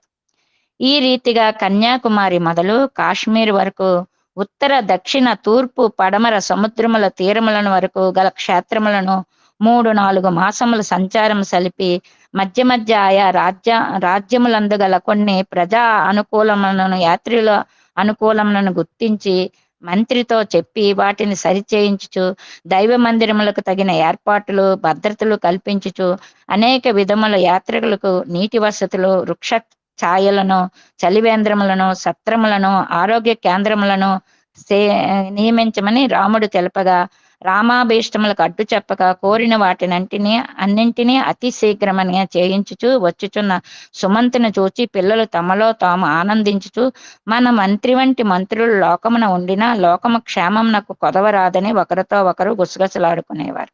అయితే వీరు వెళ్ళిన చోటల్లో కూడా అక్కడ ఏవి లోటు ఉన్నాయి రాజ్యములో వాటిని వెంటనే సుమంతుడితో చేయించేవారు. అంతేకాక యాత్రికులు వచ్చేటప్పుడు వారికి తగిన వసతి, నీటి సదుపాయము, అలాగే వారు ఇంకా అక్కడ వసతి లేని చోట చెట్లు నాటించడం, ఇట్లాంటి అన్ని కూడా చేయించుతూ, అలాగే వారికి మధ్యలో ఆరోగ్య కేంద్రాలు వీటన్నింటినీ నియమించిన రాముడు చాలా ఏవి కోరుతుంటే అవన్నీ కూడా మంచివే కనుక సుమంతుడు వెంటనే వాటిని ఆజ్ఞాపించి వాటిని జరిపించేవాడు. ఈ విధంగా ఇటువంటి మంత్రి ప్రతి రాజునకు ఉంటే రాజ్యము లోకక్షేమం కొలవే రాదని ఈ నలుగురు అన్నదమ్ములు మాట్లాడుకున్నారు. ఇక అయోధ్యలో కుమారుల యొక్క క్షేమ వార్తలు అప్పుడప్పుడు మాత్రమే గూఢాచారులతో తెలియజేయబడుచుండెను. దూర శ్రవణ యంత్రములు ఆనాడు లేకపోవటచే గూఢాచారులే వార్తలు అందించుచుండెడివారు. అందువలన వార్తలు చేరుట ఆలస్యమయ్యేది. ఒక్కొక్క పరి రాణులు పుత్రవియోగం భరించలేక ఎక్కడున్నారో, ఆహారము గాలులో మార్పు ఆరోగ్యములు ఎట్లున్నవని తమలో తాము అనుమానమునకు గురి అయి వశిష్ఠుల వారిని రప్పించి పిల్లల క్షేమ వార్తలు అడిగేవారు. అతను తన యొక్క యోగ దృష్టితో పరిశీలించి పిల్లలకి ఎట్టి ఇబ్బందియూ లేక ఆనందముగా యాత్రలు సాగించుచున్నారు, అతి శీఘ్రముగానే అయోధ్యను చేరగలరని తెలిపి రాణులకు ధైర్యానందములు అందించి వాళ్ళని ఆశీర్వదించి వెళ్ళుచుండేవాడు. అయితే ఈ రోజు ఏంటంటే ప్రతి గంటకి మనం పిల్లల్ని దూర శ్రవణ అంటే మనం సెల్ ఫోన్ల ద్వారా వీడియోల ద్వారా చూడొచ్చు, కానీ ఆ రోజుల్లో అటువంటివి ఏవీ లేవు. కేవలం వార్తలు అందించే గూఢాచారులు మాత్రం ఉండేవారు. వారు వచ్చేసరికి చాలా సమయం పట్టేది, కానీ వాళ్ళు ఒక్కొక్క రోజు గడిచే కొలది రాణులకి పుత్రవియోగం భరించలేక అల్లాడిపోతూ ఉండేవారు. అయ్యో అక్కడ వాతావరణం, అక్కడ ఆహారము వాళ్ళకి సరిపోయిందో లేదో అని చెప్పి భయపడుతూ, ఇంకా వాళ్ళు గూఢాచారులు రాని ఎడల వశిష్ఠుల వారిని పిలిపించి అడుగుతుండేవారు. అతను తన యోగ దృష్టితో వీటిని పరిశీలించి వాళ్ళు చాలా ఆనందంగా యాత్రలు సాగిస్తున్నారమ్మా, ఇంకా త్వరలోనే అయోధ్యకు వచ్చేస్తారు, చాలా ఆనందంగా ఉన్నారు అక్కడ అని చెప్పి వాళ్ళని ఆశీర్వదించి వెళుచుండేవాడు. గూఢాచారుల వలన రాజకుమారులు ఇంకా 2 దినములలో అయోధ్య చేరనున్నారని విని యాత్ర నుండి దిగ్విజయం అందుకొని దివ్యమూర్తులైన పుత్రులు 4 అయోధ్య చేరుచున్నారని వారులకు మంగళ స్వాగతములకై వారి సింహద్వారమున దివ్య వైభవములతో ఏర్పాట్లు గావించిరి. పురవీధుల్లో స్త్రీలు ఇరువైపులా హారతులు ఇచ్చుటకు తగిన వసతులు చేయించిరి. ఇక అయోధ్య అంతా కూడా ఇక రాణులైతే తమ బిడ్డలు వస్తున్నారని ఆనందం ఎలాగా ఉంటుంది, కానీ ప్రజలు కూడా వాళ్ళింటికే ఈ బిడ్డలు వస్తున్నారంత ఆనందంతో ఆ అయోధ్యనంతటిని కూడా చాలా చక్కటి వసతులతో పురవీధులంతా కూడా ముగ్గులతోని వాటిలో పూలతోని స్వాగతం పలుకుతున్నారట. ధూళిని ఎగరనీయకుండుటకై వీధులను పన్నీరు జల్లులచే జల్లించిరి. అనుకున్నట్లుగానే రాజకుమారులు సింహద్వారం ప్రవేశించి మంగళహారతులు అందుకొని పురవీధుల్లో పుష్పములు చల్లుచుండ మంగళ వాయిద్యములు స్వాగత పదములు పాడుచుండ బ్రాహ్మణుల ఆశీర్వాదములు చెప్పుచుండ సుమంత సమేతులై పూర్ణ తేజస్సుతో భగవత్ కళలు మెరియుచు రాజభవనం చేరిరి. వారులకు అనేక రకముల దృష్టిని తీయించి లోనికి తీసుకుని పోయిరి. ఇక వీళ్ళు ఎక్కడ ధూళి వీళ్ళపైన ఈ రథం వస్తుంటే వస్తుందని పన్నీరు వర్షం కురిపించారంట. అలాగే వీళ్ళు వచ్చేటప్పుడు పూలవానలు జల్లుతున్నారు. ఈ విధంగా మంగళ వాయిద్యాలు, బ్రాహ్మణుల వేద ఆశీర్వచనాలు ఇవన్నీ కూడా ఉండి సుమంతో సమంగా వీళ్ళు 4 కూడా ఈ ద్వారానికి లోనకి రాజభవనంలోకి చేరుకున్నారు. కుమరులను చూచుటకే కన్నులు కాయలన్న తల్లులు వారికే అంతఃపురమున కాచియుండుట చేత 4 కుమరులు పరిగిడిపోయి తల్లులకు నమస్కరించి వారు హస్తములలో చిక్కుకొని అనుభవించు ఆనందమునకు సాటి వేరే లేదు. ఒక్కసారి ఇన్ని నెలల ఎడబాటు వల్ల వాళ్ళు ఎంత ఆనందాన్ని కురిపిస్తారో ఆ ఆనందాన్ని అంతటిని కూడా వాళ్ళు పొందడానికి వెంటనే పరిగెట్టి ముగ్గురు తల్లుల దగ్గరికి వెళ్ళిపోయారంట. 6 నిమిషాలు సృహలేని కాయములై సాయుధ్య స్థితి అనుభవించారు. ఇటు కుమారులు అటు తల్లి వీళ్ళు 6 నిమిషాలు ఎంత నిశ్శబ్దం, అక్కడ పిన్ డ్రాప్ సైలెన్స్ గా సాయుధ్య స్థితిలో ఒకలాంటి మౌన స్థితిలో వాళ్ళు ఆ ప్రేమని అందుకుంటున్నారు. ఇక తల్లులు కన్నుల నుండి కారు ఆనంద బాష్పములచే పట్టరాని ప్రేమచే తలలు తడిసిపోయేవి. ఇక రాజకుమారుల యొక్క తలలు వారి ఆనంద బాష్పములతో తడిసిపోయిందట. కొంతసేపైన తరువాత వారి చీర పైటలతో తలలపై పడిన తమ కన్నీటిని తుడిచి శిరస్సులను ముద్దాడి పీఠములపై కూర్చొని తమ కొడుకులను ఒడిలో ఉంచుకొని చక్కెర పొంగలి దద్దోదనములు తెప్పించి తల్లులు తమ హస్తముతోనే నోటితో పెట్టుచుండా హబ్బా ఈ తల్లుల ఆనందం వర్ణన చూచి వారందరికీ కూడా వీళ్ళ తల్లి కుమారులు చూసే ఆనంద స్థితిని ఎంతో ఆనందిస్తూ ఆశ్చర్యాన్ని ఆనందాన్ని వెలబుచ్చారంట. 3 నెలలు పుత్ర వియోగం పొందిన ప్రేమ తాపమును చల్లార్చుకొనుటకై కొన్ని దినములు తమ తమ బిడ్డలను రాత్రింబవళ్ళు తమ చెంతనే ఉంచుకొని మధ్య మధ్య యాత్రా విశేషాలను అడుగుచూ పిల్లలకు ఒక్కొక్క క్షేత్రం యొక్క విశిష్టతలను సుమంతునిచే విన్నవన్నీ తల్లులకు చెప్పుచుండా తల్లులు కూడాను యాత్రాఫలమును అనుభవించిన వారి వలె అత్యంత శ్రద్ధాశక్తులతో వినుచుండేవారు. ఇక వీళ్ళని రాజపురం నుంచి బయటకు అసలు వెళ్ళనివ్వలేదు. రాత్రి పగలు వాళ్ళ దగ్గరే ఉంచుకొని ఏ యాత్రలో ఏ విశేషాలు ఎక్కడెక్కడ ఏం చేశారు సుమంతుని ద్వారా విన్నవన్నీ కూడా కళ్ళకు కట్టినట్లు చెప్తుంటే ఎంతో ఆనందంతో వారు కూడా ఆ యొక్క యాత్రా ఫలమును అనుభవించి అత్యంత శ్రద్ధాశక్తులతో వినుచుండేవారట. పిల్లలు యాత్ర గావించి వచ్చిరని సంబరమచే దశరథుడు ఒకనాడు దేవతా సమారాధన గావించి కాశీ ప్రయోగ తీర్థములను వచ్చిన వారులందరికీ బ్రాహ్మణుల చేత విప్పించారు. వీళ్ళు అన్ని యాత్రలు చేసుకొని వచ్చారు కనుక అంత దేవతా సమారాధన కావించి కాశీ ప్రయోగాల నుంచి తెచ్చిన తీర్థాలు వచ్చిన వారందరికీ బ్రాహ్మణుల చేత వేదములు చదువుచు దాన్ని ప్రోక్షణ చేయించేవారట. అలాగే ఈ మృష్టాన్నలు పెట్టించారు, దక్షిణలు పంచిపెట్టిన. ఈ విధముగా పుత్రులు పుట్టిన నాటి నుండి ఏదో ఒక పేరున అయోధ్య వైభవములు జరుపుచుండిరి. ప్రతిరోజు ఏదో ఒక పండగ జరుగుతుంది, ఏదో ఒకటి చిన్నది. అలాగే వీళ్ళు యాత్రలు చేసి వచ్చారు కనుక ఎంతో ఆనందంగా అయోధ్య రాజ్యం అంతా కూడా అందరికీ మృష్టాన్నం పెట్టించి దక్షిణ తాంబూలాలు ఇచ్చి ఎప్పుడూ ప్రతిరోజు పిల్లలు పుట్టిన దగ్గర నుంచి ఈనాటి వరకు వాళ్ళు 10 ఏండ్లు 11 ఏండ్లు అయినప్పటికీ కూడా ప్రతి రోజు ఏదో ఒక సంబరం చేయొచ్చు అందరూ ఆనందాన్ని పొందేవారట. అయోధ్య నిత్యోత్సవ నిలయమై రాణించుచుండెను. విందులు వినోదములు పట్టణ పురవాసులందరినీ ఒక కుటుంబీకులుగా మార్చివేసెను. నెల నెలకు వచ్చి నవమి దశమి ఏకాదశి తిథులను పిల్లలు పుట్టిన పండుగలుగా అత్యంత వైభవంగా జరిపేవారు. ఇంతేకాక ప్రతి నెలలో వచ్చిన నవమి దశమి ఏకాదశులు ఈ 3 దినాల్లో వీళ్ళు నలుగురు పుట్టారు కనుక ప్రతి నెలలో కూడా నెల పుట్టినరోజులు జరుపుచూ ఎంతో వైభవంగా జరిపేవారు. గడిచిన 3 మాసములు పిల్లలు అయోధ్యలో భవనమున లేకపోయినను పిల్లలకు చేయు వింతలు తప్ప మిగిలిన దాన ధర్మ నృత్య గానాది కార్యములు పట్టణంలో జరిపించుతూనే ఉండేవారు. ఒకవేళ ఆ 3 నెలల్లో పిల్లలు లేకపోయినా ఆ తిథుల్లో కూడా వారికి ఆ సమారాధనలు చేసి పిల్లలందరికీ ముష్టాన్నం పెట్టుండేవారట. అలాగే నృత్య గానాది కార్యక్రమాలు కూడా జరిపించుచుండేవారు. యాత్ర నుండి తిరిగి వచ్చిన రాజకుమారులు ముందు వలే కాక అత్యంత ఆశ్చర్యకరమైన ప్రవర్తనతో మెలుగుచుండుట తల్లులు గమనించిరి. దినములు గడిచిన కొలది అలవాటుచే ఏర్పడిన ఈ పద్ధతులను మార్చవచ్చునని తలించి దినదినము కనిపెట్టుకుని ఉండిరి. కానీ ఎట్టి మార్పును కనిపించలేదు. రాముడు పూర్వం వల్ల ఎక్కువ వెలుపలికి వచ్చేటివాడు కాదు. సకాలమునకు స్నానాదులు చేసేటివాడు కాదు. రాజదుస్తులు మహా విసుగుగా చూసేటివాడు. ముష్టాన్నములు తినక బంగారు పీటపై కూర్చునక ఏదో పరధ్యానముగా నుండినట్లు కనిపించుచుండును. అన్న అట్లుండెడిచే మిగిలిన తమ్ముళ్ళు 3 అన్నతోనే ఉండేవారు. 4 ఒకే గదిలో చేరి తలుపులు వేసుకునేవారు. వేలకు అమ్మలు తలుపులు తట్టి వారలకు ఆహారములు పెట్టేవారు. తల్లులు ఎంత బతిమాలను కారణం చెప్పేవారు కాదు. రాములు మాత్రము ఇది నాకు సహజము, దీనికి కారణమేమన్నది అని మాత్రమే అనేవారు. అయితే వాళ్ళు ఎప్పుడైతే 11 సంవత్సరాలు అయిపోయి తీర్థయాత్రలు వాళ్ళ విద్యాభ్యాసం వీటన్నింటి నుండి అవగాహన చేసుకున్న తర్వాత వారిలో ఒక మౌనం అనేది ఏర్పడింది.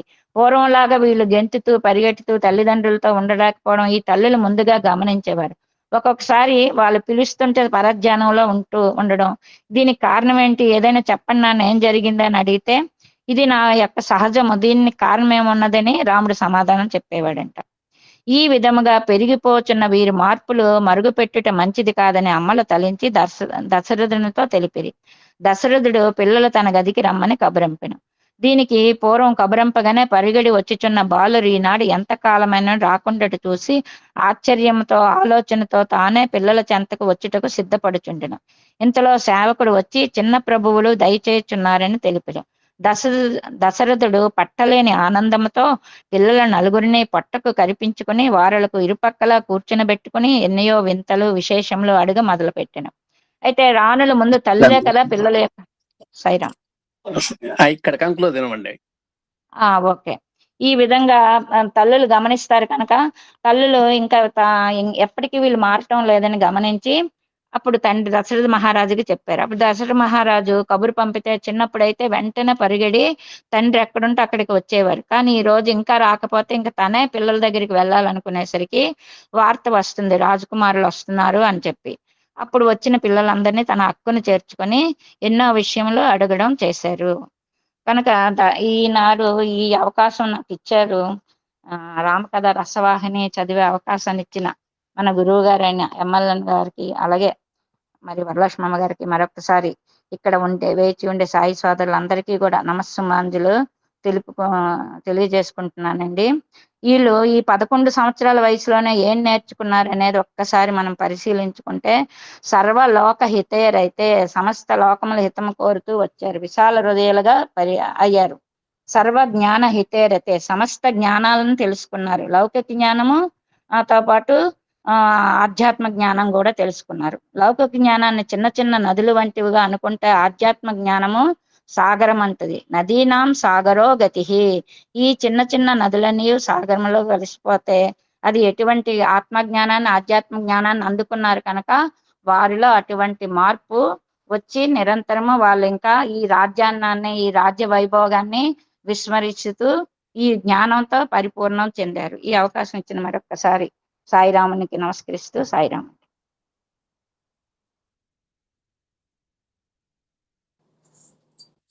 ఓం శ్రీ సాయిరామ్.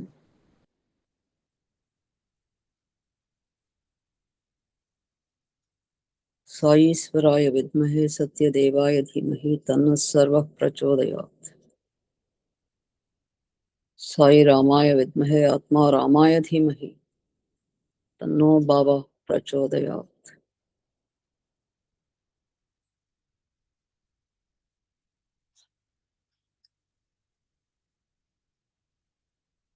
పరబ్రహ్మ స్వరూపమైన సాయి బ్రహ్మకు సాష్టాంగ నమస్కారం తెలియజేసుకుంటూ, బ్రహ్మస్వరూపమైన సాయి బంధుమిత్రులకు సాయిరామ్.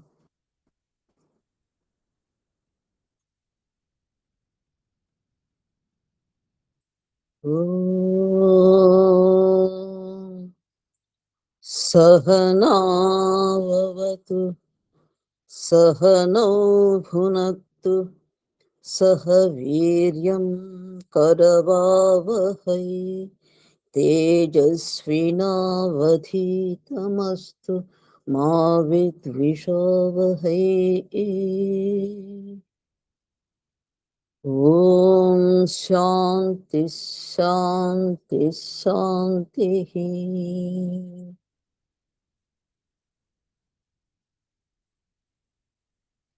ఛాందోగ్యోపనిషత్.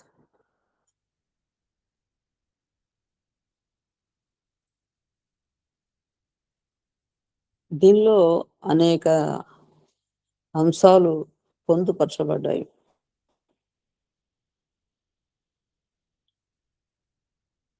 ఈ ఆత్మ జ్ఞానాన్ని పొందడానికి కర్మోపాసనలు చాలా ముఖ్యమని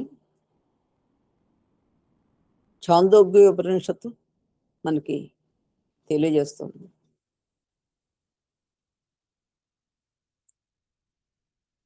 ఛందస్సుని గానం చేశారు కాబట్టి ఛాందోగ్యులు కాబట్టి వారు దీన్ని ఛాందోగ్యోపనిషత్ అని, సామవేదానికి చెందినటువంటిదని ఇంతకుముందు మనం తెలుసుకున్నటువంటి కేనోపనిషత్తు కూడా.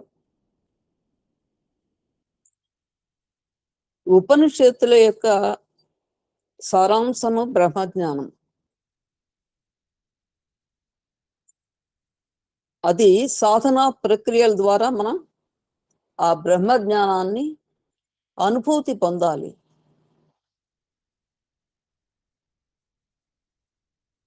ఈ ఉపనిషత్తు ధర్మాలను మనం ఆచరించాలి.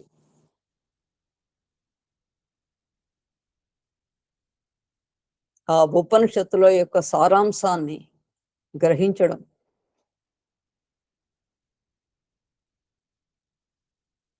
తద్వారా బ్రహ్మజ్ఞానాన్ని పొందడం. మనకి ఈ యొక్క ఛాందోగ్యోపనిషత్తులో కూడా ముందుగా శాంతి మంత్రం ఇదే చెప్తుంది. ఓం ఆప్యాయంతు మమాంగాని వాక్ ప్రాణశ్చక్షుశ్రోత్రం తమింద్రియాణి చ సర్వాణి సర్వం బ్రహ్మోపనిషదం మాహం బ్రహ్మ నికుర్యాం మా బ్రహ్మ నిరాకరోత్. అనిరాకరణమస్తు అనిరాకరణం మే అస్తు తదాత్మ నిరతయే ఉపనిషత్సు ధర్మాః తే మయి సంతు తే మయి సంతు. ఓం శాంతి శాంతి శాంతి.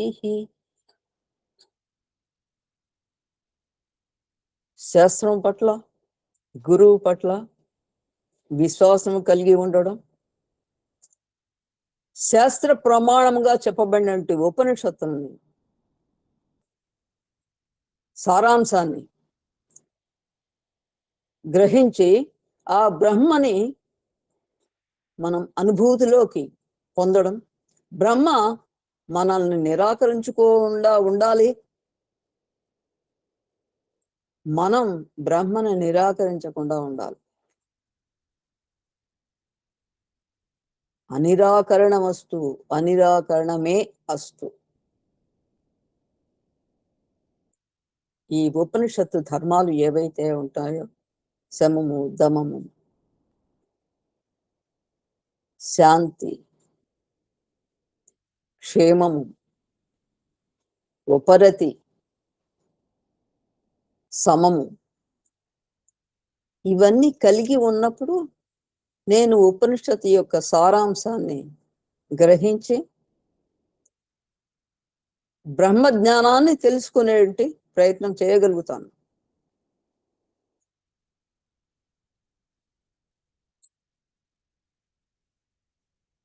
అయితే మనకి అనేకమైన క్లేశాలు, ఒకటా రెండా,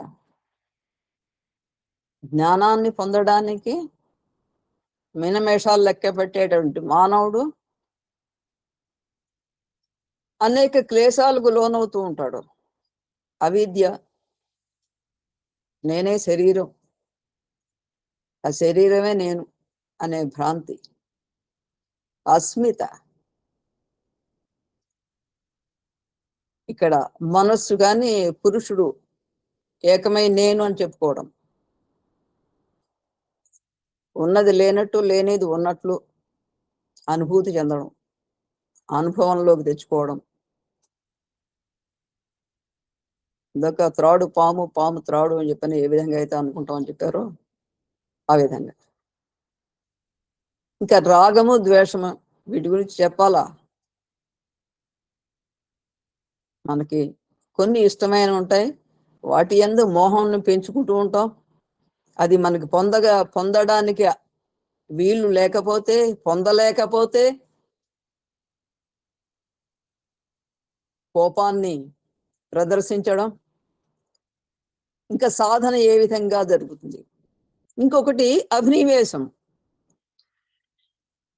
నేను బాగుండాలి అంటే, నేను అంటే ఇక్కడ బ్రహ్మజ్ఞానాన్ని అనుభవిస్తే పర్వాలేదు, కానీ ఇక్కడ ఈయన అవిద్యతో ఉన్నాడు కాబట్టి మానవుడు అక్కడ బ్రహ్మజ్ఞానం గురించి ఆయన తెలుసుకునే ప్రసక్తే లేదు. నేను బాగుండాలంటే ఈ శరీరం బాగుండాలి. ఈయనకి ఇంకొక భయం కూడా ఉంటుంది. ఎప్పుడు పడిపోతుందో ఈ భయం, ఇక్కడ శరీరం అనే భయం, అంటే మరణ భయం. ఇవన్నీ కూడా క్లేశాలే. ఈయనకి రమణ మహర్షి గారు కూడా ఆయన 1896లోట ఆయన మదురైలో చదువుతున్నారు, కాలేజీ చదువు. చిన్నతనంలోనే తండ్రిని పోగొట్టుకుని ఆయన యొక్క సోదరుడు ఈయన ఆ మదురై చేరి అక్కడ మేనమామ గారి ఇంట్లో ఉంటూ, ఈయనకి ప్రాపంచిక విషయాలు రమణ మహర్షి గారికి అంత ఇష్టం ఉండేవి కాదు.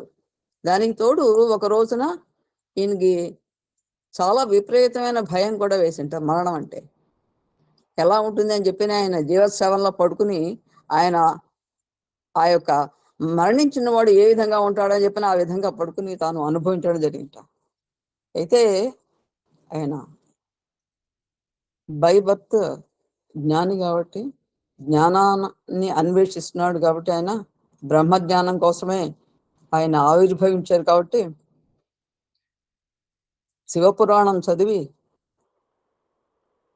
తిరువన్నామలై చేరుకుని అదే ఆయన యొక్క చివరి యాత్ర. ఇంకా ఎక్కడికి పోలేదట ఆయన. అంతకు ముందు కూడా పెద్దగా ఎక్కడికి వెళ్ళాడు. తిరుచుళి ఆయన బర్త్ ప్లేస్. అక్కడి నుంచి మధురై వెళ్ళాం. ఇంకా తర్వాత తిరువన్నామలై. అక్కడే ఆయన పరబ్రహ్మాన్ని అనుభూతికి లోను చెంది ఆ పరబ్రహ్మైక్యం శివైక్యం పొంది సర్వజీవరాశుల్ని కూడా సమంగా చూసి దేవతలు కూడా వచ్చారట వివిధ రూపాల్లో ఆయనకి ఆహారాన్ని అందించడానికి.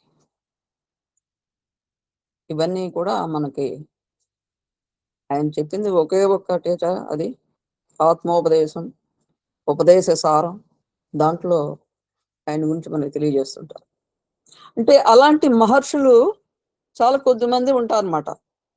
కానీ ఇక్కడ భయంతో మానవుడు సామాన్యమైన మానవుడు ఏం చేస్తుంటాడు? ఇక్కడ దినదినం భయమే ఆయనకి. ఏది చేయాలన్నా భయమే.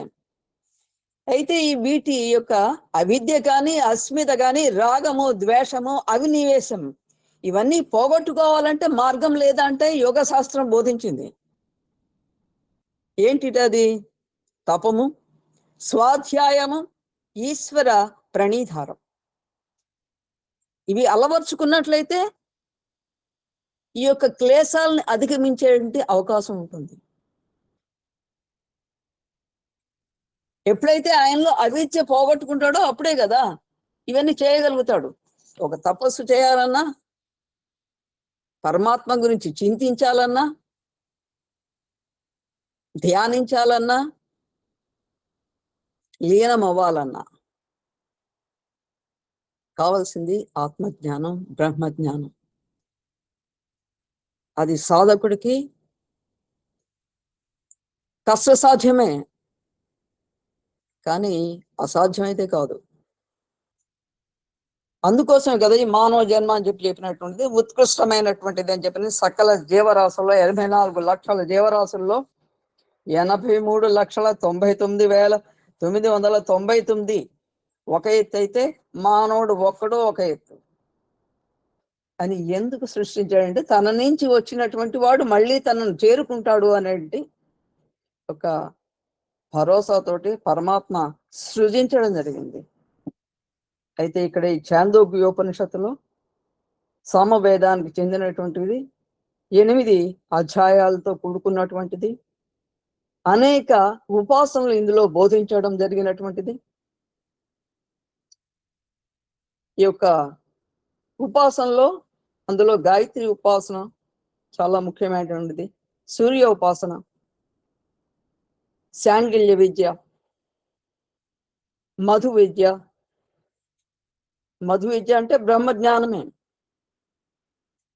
సో ఇలాంటి విషయాలలో అద్భుతమైన విషయాలన్నీ కూడా మనకి ఛాందోగ్యోపనిషత్తులో పొందుపరచడం జరిగింది.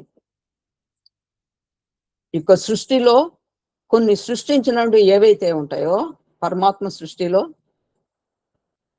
అది సహజంగా ఉన్నటువంటిది అని కొన్ని ఉదాహరణలతో కూడా ఇక్కడ మనకి వివరించడం జరిగింది. సముద్రం నుంచి ఒక బిందువు కానీ, ఒక అల కానీ, దాని యొక్క నురుగు కానీ, ఇలాంటివి వివిధ అంశాలన్నీ ఉంటాయి.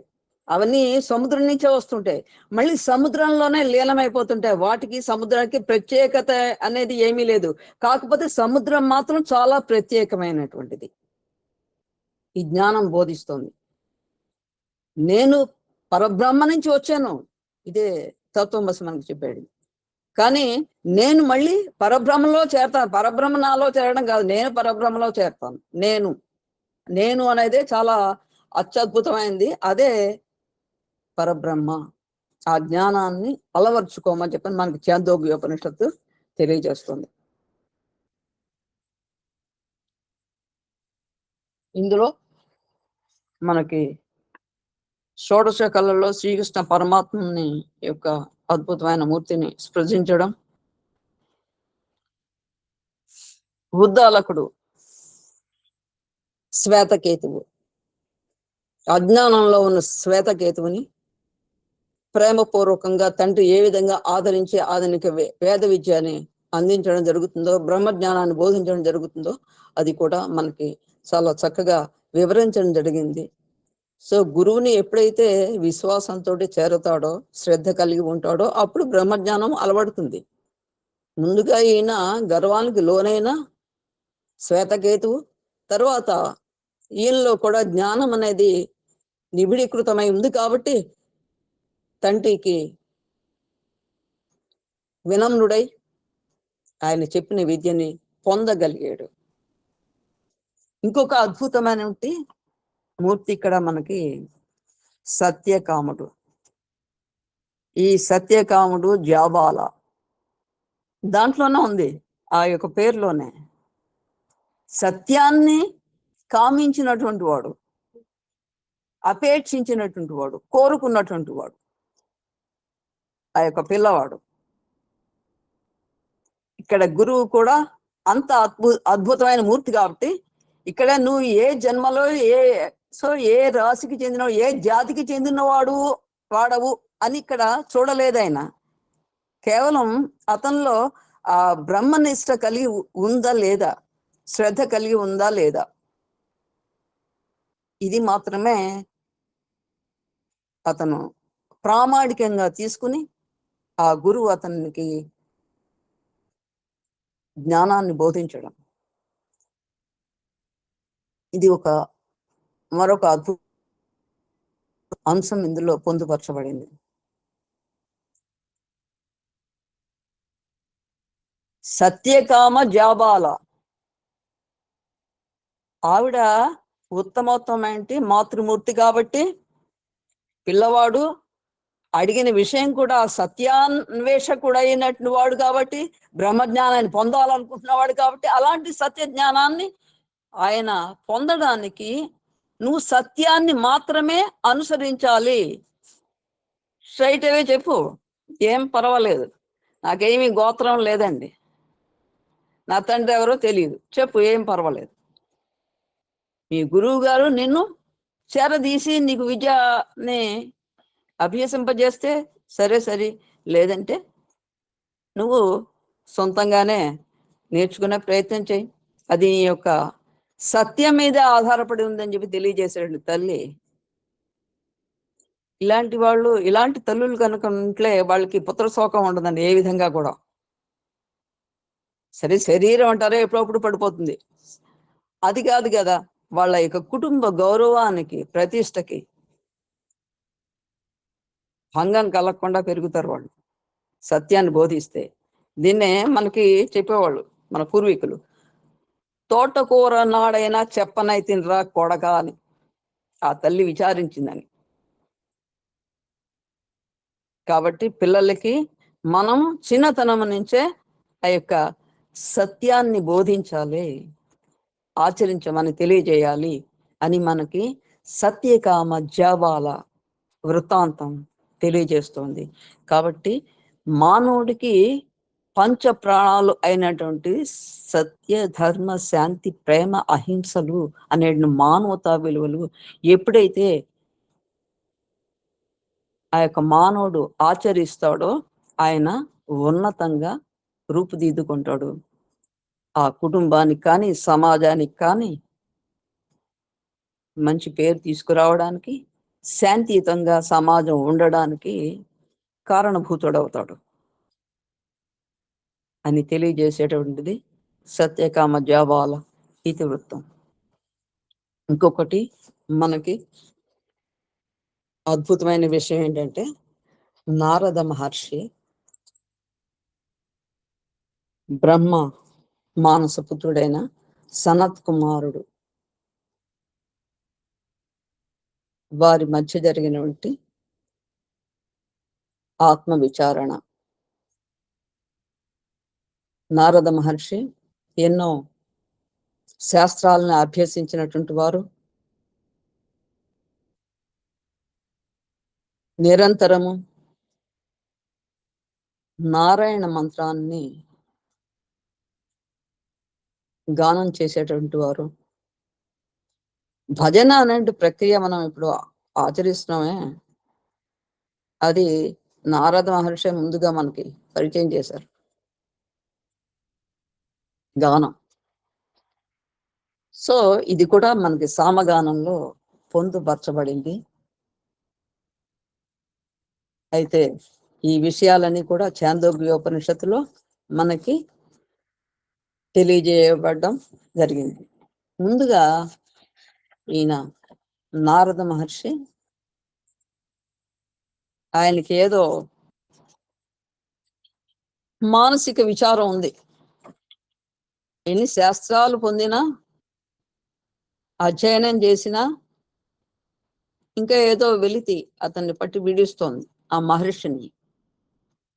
ఒకానొక సమయంలో ఆయన బ్రహ్మ మానస పుత్రుడైన సనత్ కుమారుల వారిని చేరి, ఓ గురుదేవ, మీరు నాకు బ్రహ్మ జ్ఞానాన్ని లేదా ఆత్మోపదేశం చేయాలి అని విన్నవించుకోవడం జరిగింది. ఈయన దేవర్షి నారదుల వారు, త్రిలోక సంచారి. ఈయన ఎప్పుడైతే సద్గురు అయినటువంటి బ్రహ్మ మానసపుత్రుడైనటువంటి సనత్ కుమారుల వారిని సమీపించి తత్వం ఉపదేశించమని విన్నవించుకున్నారో, అప్పుడు సనత్ కుమారుల వారు, మంచిది నాయన, అయితే ముందుగా మీరు తత్వాన్ని ఏ విధంగా తెలుసుకున్నారో వివరించండి, ఆ తర్వాత నేను తప్పక తెలియజేస్తాను మీ కోరిక ప్రకారం అని తెలియజేయడం జరిగింది. తత్వాన్ని ఏ విధంగా తెలుసుకున్నారట ఆయన నారద మహర్షి? గురుదేవ, నేను చతుర్వేదాలు అభ్యసించాను, పంచమ వేదం అయినటువంటి పురాణ ఇతిహాసాలు కూడా నేర్చుకున్నాను, పిత్రియమ అనబడే శ్రద్ధ కర్మ విధాన శాస్త్రం కూడా తెలుసుకున్నాను, ఉత్పాత శాస్త్రం, తర్కశాస్త్రం, న్యాయ శాస్త్రం, వ్యాకరణ శాస్త్రం, భూత విద్య, ధనుర్విద్య, జ్యోతిషం, సర్పం, దేవజన, సంగీత, నృత్య, లలిత కళలు, ఇవన్నీ కూడా నేను తెలుసుకున్నాను. అయితే నేను మంత్ర వేదుడను అయ్యానే కానీ ఆత్మతత్వవేత్తను కాలేదే అనే విచారం ఉంది నాలో. ఆత్మవిత్ మాత్రమే సర్వ శోకముల నుండి విడిపడగలదని నేను సత్యదృష్టుల వద్ద విని ఉన్నాను. కాబట్టి ఈ శోకాన్ని తొలగించుకోలేక నేను మిమ్మల్ని చేయడం జరిగింది. కాబట్టి నా శోకాన్ని రూపుమాపి, హే భగవన్, నన్ను ఈ యొక్క శోక సముద్రం నుంచి దాటించండి, సంసార సాగరం నుండి కాపాడండి అని ఎప్పుడైతే ఈయన విన్నవించుకున్నారో నారద మహర్షి, ఓ నారద, ఇప్పటిదాకా మీరు చెప్పిందంతా నామం మాత్రమే. అలాంటి నామము బ్రహ్మంగా ఉపాసించేవాడు జ్ఞానం పొంది అట్టి ఆత్మ బ్రహ్మ జ్ఞానం నందు ఉదయిస్తున్నాడు ఆయన. కాబట్టి నామము చాలా మంచిదే, ఉన్నతమైంది, దాన్ని ఉపాసన చేశారు, బాగుంది.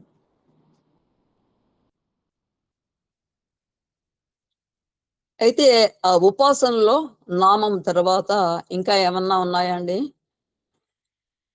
వాక్, ఇక్కడ నామం వావ నామ్నో భూయసి వాగ్వా ఋగ్వేదం విజ్ఞాన పయతి.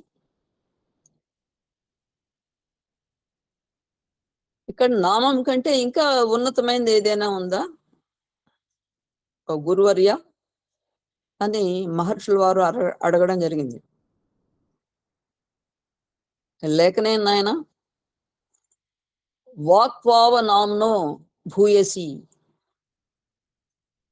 వాక్కు అనేది ఈ నామము కంటే ఉన్నతమైంది, శ్రేష్టమైంది.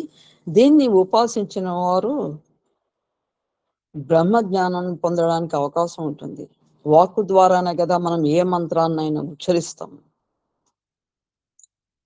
వాక్కు ద్వారా మనం జ్ఞానాన్ని పొందడానికి అవకాశం ఉంటుంది. కాబట్టి వాక్కే బ్రహ్మస్వరూపం నాయన, దాన్ని ఉపాసన చేయండి అని చెప్పడం జరిగింది.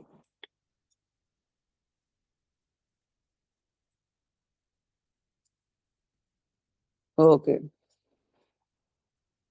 సనత్ కుమారుడు వాక్వావ నామ్నో భూయసి అని చెప్పిన తర్వాత ఈయన వాక్కు నామం కంటే గొప్పదని, అది వాక్ నిర్మితమైన చతుర్వేదాలు కూడా, పురాణాలు, వ్యాకరణం, శాస్త్రాలు, ఈ సమస్తం కూడా వాక్కు చేతనే తెలియబడుతోంది. కాబట్టి వాక్కు లేకపోతే ఏది ధర్మమో కూడా తెలుసుకునే అవకాశం కూడా లేదు. కాబట్టి అందుచేత వాక్కు బ్రహ్మ ఉపాసనగా మీరు స్వీకరించండి. వాచో వావ భూయో అస్తి ఇతి తత్మే భగవన్ బ్రవీతి. భగవాన్ వాక్కు కంటే భూరి అంటే విస్తారమైనది, శ్రేష్టమైనది ఏదో దాని గురించి చెప్పండి. మనోవావ వాచో భూయో. నారద, వాక్కు కంటే మనస్సు అధికమైంది. మనస్సుతో ఎప్పుడైతే మనం ఏదైనా ఆ మనసులో అనుకునేది ఏదైతే ఉంటుందో అప్పుడు అతడు మంత్రము మననం చేయిస్తాడు. అదేవిధంగా ఆయా కర్మలు నిర్వర్తిస్తాడు. తాను కోరుకున్నటువంటి సంతానం కానీ, సంపద కానీ మొదలైనవి ఎన్నో పొందుతాడు అతను. అది ఎంత మనస్సు ద్వారా జరుగుతోంది. అయితే నువ్వు బ్రహ్మంని కోరుకుంటావు కాబట్టి ఆ బ్రహ్మాన్ని కూడా మనస్సులో పొందుపరుచుకుని ఆ యొక్క బ్రహ్మాన్ని పొందాలంటే ఇచ్చతోటి కనుక మనస్సును ఉపయోగించినట్లయితే నువ్వు స్వేచ్ఛా జీవితో యొక్క భవబంధాల నుంచి అని తెలియజేయడం జరుగుతుంది. అస్తి భగవో మనసో భూయైతి. బాగుంది స్వామి, దానికంటే గొప్పది ఇంకా ఉందా? సనత్ కుమారుడు మనసో వావ భూయో ఇతి భూయో అస్తి ఇతి. ఉంది, మనస్సు కంటే అధికమైంది ఉంది. తత్మే భగవన్ బ్రవీతు ఇతి. అయితే దాని గురించి నాకు తెలియజేయండి అని నారదుల వారు చెప్పడం. సంకల్పో వావ మనసో భూయాన్. మనన రూపమగు ఏదైనా ఉంటే అది మనస్సు కంటే సంకల్పం కావాలి కదా. సంకల్పం అనేది నువ్వు చేసినట్లయితే అయితే మనస్సు ద్వారా, తద్వారా వాక్కు ద్వారా, లేకపోతే ఇంకొక మంత్రం ద్వారా ఏదైనా కూడా అది నువ్వు ఉపాసించడానికి అవకాశం ఉంటుంది. కాబట్టి అది సంకల్పం చాలా విస్తారమైంది. మనస్సు, వాక్కు, నామము ఈ మొదలైనవి సంకల్పము అందే ప్రతిష్టమవుతాయి. దివ్యలోకం, భూలోకం కూడా సంకల్పం మాత్రమే. సూర్య తేజస్సు నీరు ఆవిరై మేఘాలు అయి వర్ష రూపంలో చేరి అన్నము, దానిచే కర్మలు, ఇవన్నీ కూడా సంకల్పంల చేతనే సిద్ధిస్తున్నాయి. అందుచే ఓ నారద, సంకల్పంను బ్రహ్మంగా ఉపాసించు. ఉత్తమ స్థితి, దుఃఖరకి రహితము, స్వేచ్ఛ లభిస్తాయి నీకు. అస్తి భగవః సంకల్పాత్ భూయ ఇతి. ఓ భగవాన్, ఉందా సంకల్పం కంటే ఇంకా వేరే ఏదైనా? సంకల్పాత్ వావ భూయో అస్తి ఇతి. ఉంది నాయన, సంకల్పం కంటే అధికమైంది ఉంది, శ్రేష్టమైంది ఉంది. తత్మే భగవన్ బ్రవీతు ఇతి. చెప్పండి, అయితే నాకు తెలియజేయండి. చిత్తం వావ సంకల్పాత్ భూయో యదా వై చేత యతే అథ సంకల్పయతే. చిత్తం సంకల్పం కంటే శ్రేష్టము. చిత్తము అంటే ఇష్టము, వాంఛ రూపము. నామము, వాక్కు, సంకల్పము ఇవన్నీ కూడా చిత్తమునందే బయలుదేరతాయి. ఆ చిత్తంలోనే నిబిడీకృతం అవుతాయి, ఏకత్వం అవుతాయి. కాబట్టి చిత్తమే అన్నింటికి ఆత్మ. అందుచే చిత్తము పరబ్రహ్మమే అని ఉపాసించదవుగాక. అస్తి భగవన్ చిత్తాత్ భూయైతి. చిత్తం కంటే ఇంకా అధికమైనది ఉందా? భగవన్ చిత్తాత్వావ భూయో అస్తి ఇది ఉంది. భగవన్ బ్రవీతి ఇది. చెప్పండి, చిత్తం కంటే గొప్పది ఉందంటున్నారు, అదేంటో తెలియజేయండి మహానుభావ. ధ్యానం వావ చిత్తాత్ భూయో. చిత్తం కంటే ధ్యానం బహుళ శ్రేష్టం.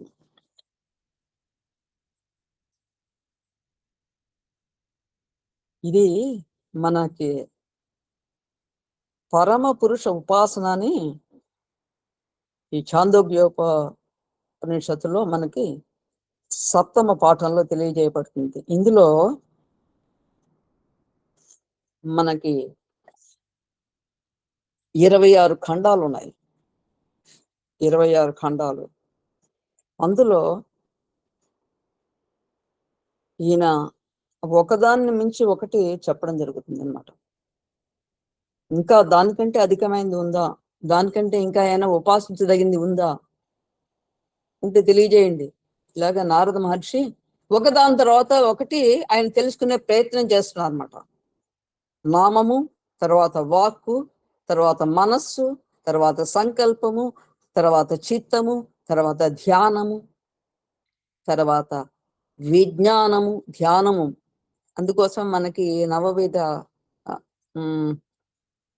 నవసూత్ర నియమాల్లో భగవాన్ చెప్పినట్టు ముందుగా తెలియజేసింది. మొదటి పాయింట్ నిత్యము, జపము, ధ్యానము. కాబట్టి ధ్యానం ఎప్పుడైతే చేయడం జరుగుతుందో దాని ద్వారా ఉన్నత స్థితికి సాధకుడు చేరడానికి అవకాశం ఉంటుంది, పరబ్రహ్మాన్ని పొందే అవకాశం ఉంది అని ఇక్కడ 6వ ఖండంలో సనత్ కుమారుల వారు కూడా తెలియజేయడం జరిగింది.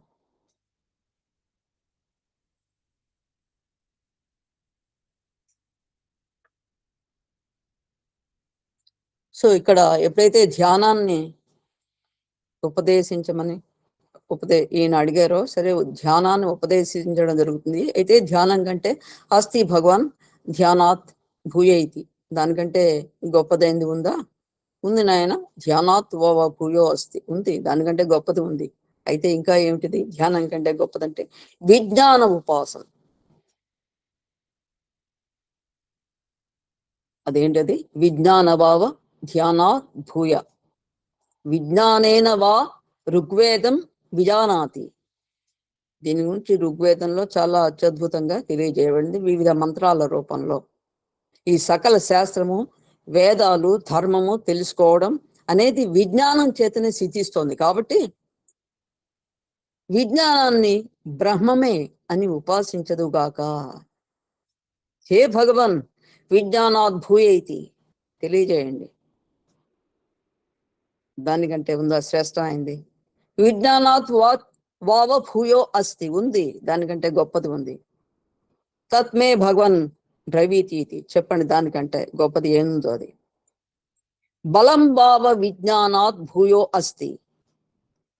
విజ్ఞానం కంటే శ్రేష్టమైంది, ఉపాసించదగినది బలం. బలం ఉంటేనే కదా ఏదైనా చేయగలుగుతారు. Might is right. ఇక్కడ మనకి మహాభారతంలో బలం అనగానే మనకి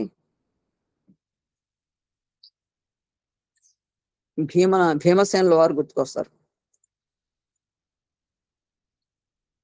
ఆయన ఒకసారి ఒక చక్కని పుష్పాన్ని తీసుకొని వచ్చి ద్రౌపది దేవికి బహూకరించాలని వెళ్తున్నట్ట. మధ్యలో చాలా పండు ముసలి ఒక కోతి అక్కడ ఉందిట అడ్డుగా మార్గం మధ్యలో. ఈయన తప్పుకోమన్నట్ట. చాలా ముసలివాడిని అయిపోయిన ఆయన, నేను తప్పుకోలేను, నేను జరగలేను, కదలేను అన్నట్టు ఆయన. అయితే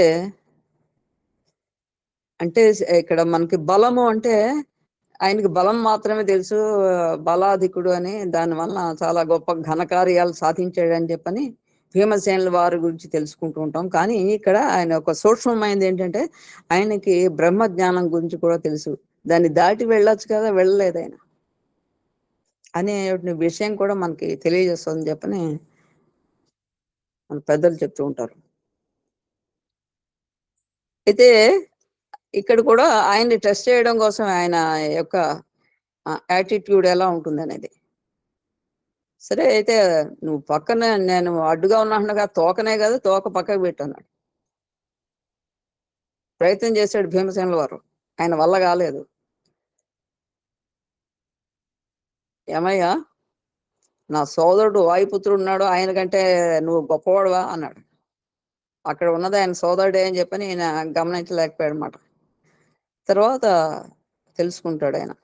సో ఇక్కడ ఉన్నది సాక్షాత్తు ఆంజనేయ స్వామి అని.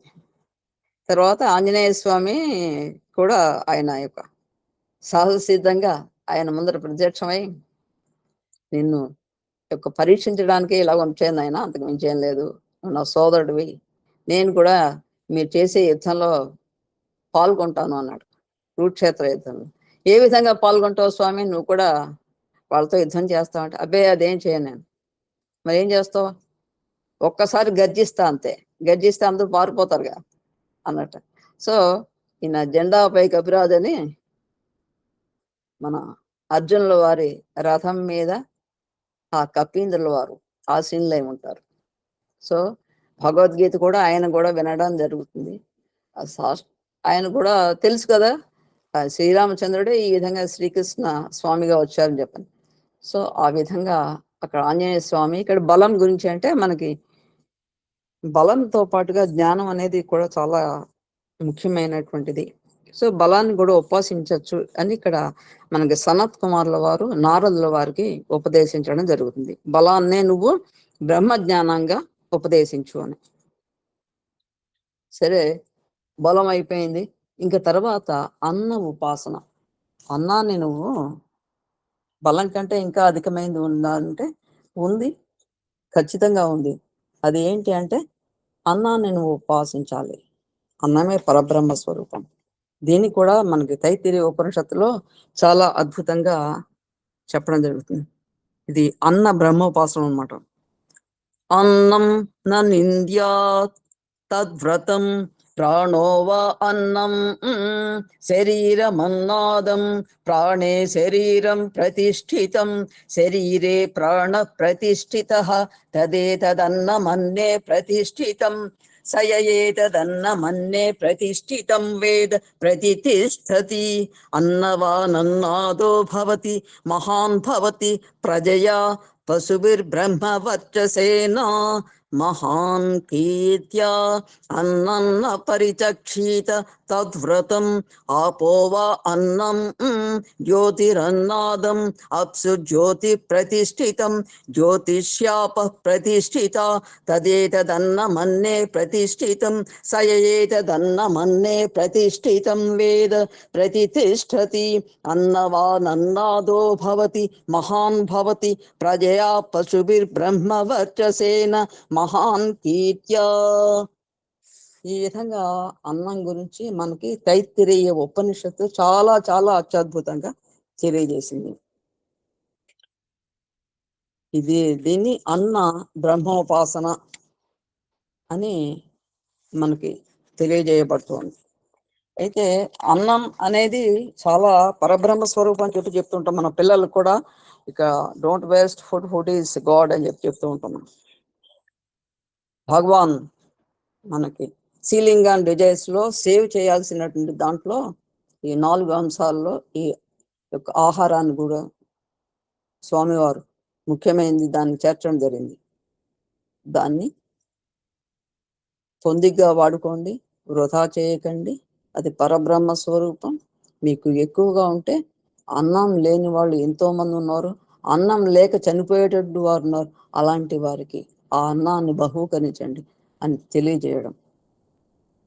అన్నము శక్తి, ధనము, జ్ఞానము, నీరు ఇవన్నీ కూడా పరబ్రహ్మ స్వరూపము. ఇక్కడ అన్నం బ్రహ్మస్వరూపం కాబట్టి, అన్నం అన్ని ప్రాణులకు అవసరం కాబట్టి, ఇది బ్రహ్మ జ్ఞానానికి, అజ్ఞానికి బ్రహ్మజ్ఞానికి, పురుగుకు పురుషునకు కూడా అవసరమే. అన్నం అనేక విధాలుగా ఉంటుందని, ఈ అన్నంతో పురుషుడు శరీర పోషణ చేసుకుంటూ త్రికరణ శుద్ధిగా బ్రహ్మ సాక్షాత్కారం చేసుకుంటాడని ఇక్కడ బ్రహ్మ ఉపాసన ఏ విధంగా చెప్పారో అయినా అన్నం ఉపాసన చెప్పని సనత్ కుమార్ల వారు దాని యొక్క ప్రాధాన్యత ఇక్కడ మనకి ఈ యొక్క తైత్తరీయ ఉపనిషత్తు కూడా తెలియజేస్తుంది. కాబట్టి అన్నాన్ని మనం నిందించకూడదు, ఇది పరబ్రహ్మ స్వరూపం, దాన్ని మనం జాగ్రత్తగా ఉపయోగించగలి, వృధా చేయొద్దు. దాన్ని ఎవరికైతే అన్న ప్రసాదం దొరకదో వారికి అన్నాన్ని బహూకరించండి అని స్వామివారు కూడా ఇక్కడ నిత్యాన్నదానం అనేటువంటి కార్యక్రమంలో ప్రతిరోజు ఎవరికో ఒకరి అన్నం లేనటువంటి వారికి అన్నాన్ని అందజేయమని చెప్పని కూడా తెలియజేయడం జరిగింది. అలాగే నారాయణ సేవ 9వ అంశం అయినటువంటిది సీలింగ్ ఆన్ డిజైర్స్ లో రోజు కొంత గ్రెయిన్ యొక్క ధాన్యాన్ని కొంత నువ్వు పొదుపు చేసి ఆ యొక్క ధాన్యాన్ని నారాయణ సేవకి ఉపయోగించు నాయన అని తెలియజేయడం జరిగింది. అది అన్నం యొక్క ప్రాధాన్యత మనకి ఈ యొక్క ఛాందోగ్యోపనిషత్తులో బ్రహ్మమానసపుత్రుడైనటువంటి సనత్ కుమార్ల వారు అన్నాన్నే పరబ్రహ్మగా నువ్వు ఉపాసన చేయనాయన అని నారదుల వారికి తెలియజేయడం జరిగింది. తర్వాత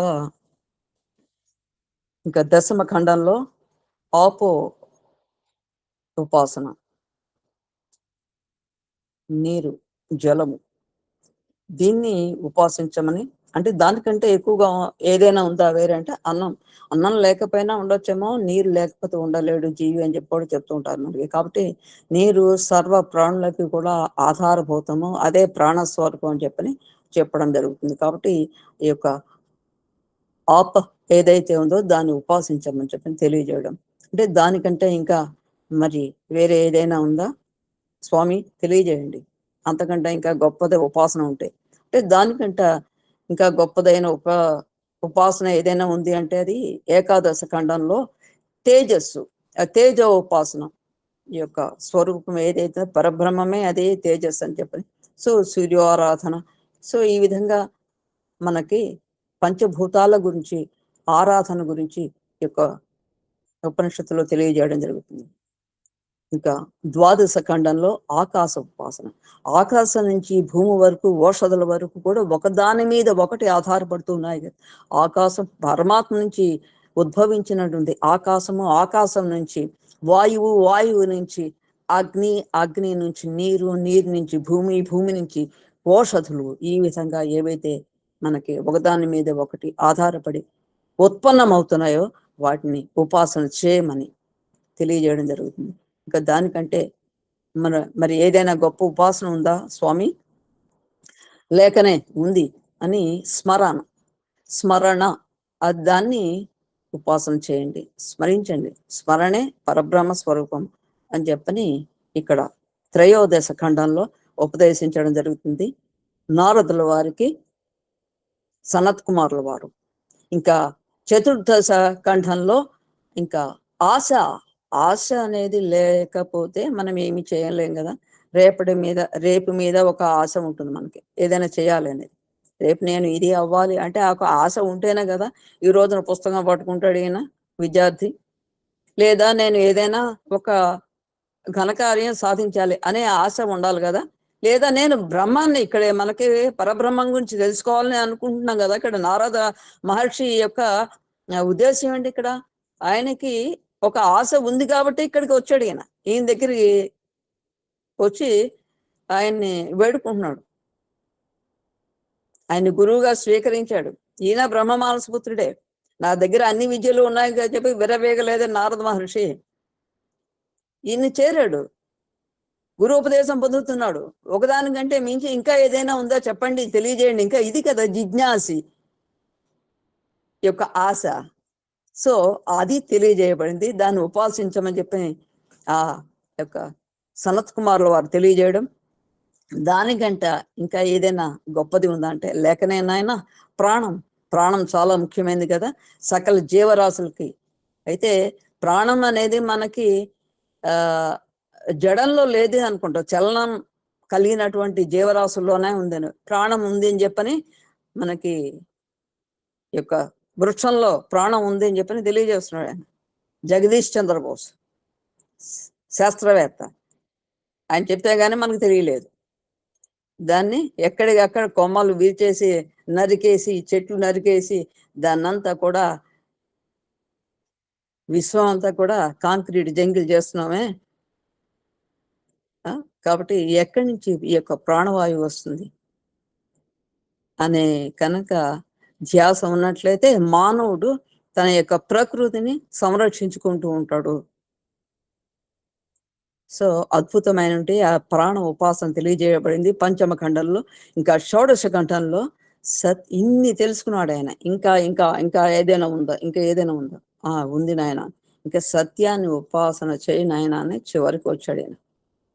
ఈ సత్యమే సత్యం, జ్ఞానం అనంతం బ్రహ్మ అని సత్యోపాసనలో తెలియజేయడం జరిగింది. కాబట్టి తీవ్రమైన యొక్క విజ్ఞానం తెలుసుకోవాలంటే యొక్క జిజ్ఞాస కలిగి ఉండాలి. కాబట్టి ఆ యొక్క సత్యాన్ని అన్వేషించడం కోసం వచ్చాడు. కాబట్టి ఆ యొక్క బుద్ధుడు కూడా ఆయనకి సకల సౌఖ్యాలు ఉన్న చక్రవర్తి అయిన సత్యాన్వేషణ కోసం సర్వము వదులుకొని తృణప్రాయంగా బయలుదేరాడు.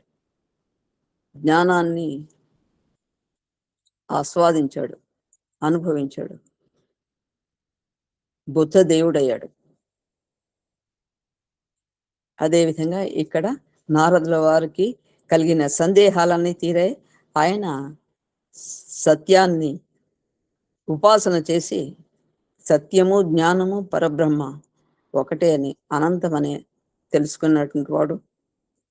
కాబట్టి మనకి మతితో సత్యాన్ని మననం చేస్తూ దాన్ని శ్రద్ధ చేత ఉండాలని ఆ యొక్క శ్రవణం, మననం, నిధిధ్యాస ఈ సాధకుడికి కావాలని చెప్పని మనకి ఈ యొక్క అంశాలన్నీ కూడా తెలియజేస్తున్నాయి. అయితే బ్రహ్మ జ్ఞానాన్ని పొందడానికి ప్రామాణికం ఏమిటి? ప్రమాకరణం ఇది ప్రమాణం. జ్ఞానాన్ని కలిగించేదే ప్రమాణం, అది శాస్త్రము. కాబట్టి శాస్త్ర జ్ఞానము, శ్రద్ధ, గురువుని సేవించడం కలిగి ఉన్నటువంటి వాడికి ఈ యొక్క బ్రహ్మ జ్ఞానము కలతలామలకం అని తెలియజేస్తోంది మనకి ఈ యొక్క ఛాందోగ్యోపనిషత్తు. అద్భుతమైన దాంట్లో ఓంకార ఉపాసన గురించి కూడా మనకి తెలియజేయడం జరిగింది. ఓంకారమే పరబ్రహ్మ స్వరూపం అని,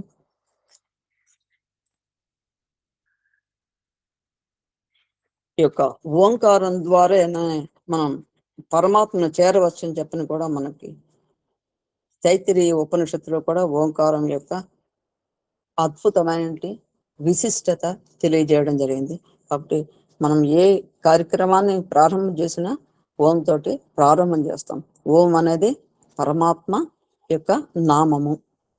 ఈ విధంగా తెలియజేస్తూ ఈ యొక్క ఉపనిషత్తులో రామ రామ జయ సీతారాం, రామ రామ జయ రాజారాం, మోక్షము కూడా క్షరమైతే దానిని పొందే ఫలమేమి, అక్షరము కూడా క్షరమైతే మోక్షము కూడా క్షరమౌనా దానిని పొంది ఫలమేమి అక్షరమై అది స్థిరమైతే అక్షరమై అది స్థిరమైతే పొందే యత్నము ఎందుకని మోక్షము కూడా క్షరమైతే దానిని పొందే ఫలమేమి పోయేది కాదది వచ్చేది లేదు ఉన్నది ఉన్నట్లు తెలియాలి పోయేది కాదది వచ్చేది లేదు ఉన్నది ఉన్నట్లు తెలియాలి. దీన్నే మనం చాలా అత్యద్భుతంగా ముందు రోజున ఒక పాట రూపంలో చెప్పుకున్నాం. కేనోపనిషత్తులో ఒక చక్కని పాట రూపంలో కూడా దీన్ని స్మరించడం జరిగింది. కాబట్టి ఇలాంటిది ఏంటిది, ఉన్నదే నీవు అడుగుతున్నది పొందాలనేది పొందే ఉన్నది ఉన్నదే నీవు అడుగుతున్నది పొందాలనేది పొందే ఉన్నది ఎడబాటు కానిది తడబాటు లేనిది ఎడబాటు కానిది తడబాటు లేనిది గమ్యము తానైన జ్ఞానమై మార్గమే అది జ్ఞాన మార్గమే అది. ఇంత అద్భుతమైన జ్ఞానము జ్ఞానకాండ మనకి తెలియజేయబడింది ఉపనిషత్తులు అంటే నేనే జ్ఞానము. ఆ జ్ఞానము ఏ విధంగా పొందాలి అనేది అనేక విధాలుగా అనేక ఉదాహరణలుగా మనకి భగవాన్ యొక్క ఉపనిషత్తు వాహినిలో తెలియజేయడం జరిగింది. హరి ఓం తత్సత్. జై శ్రీ సాయిరాం. సాయిరాం.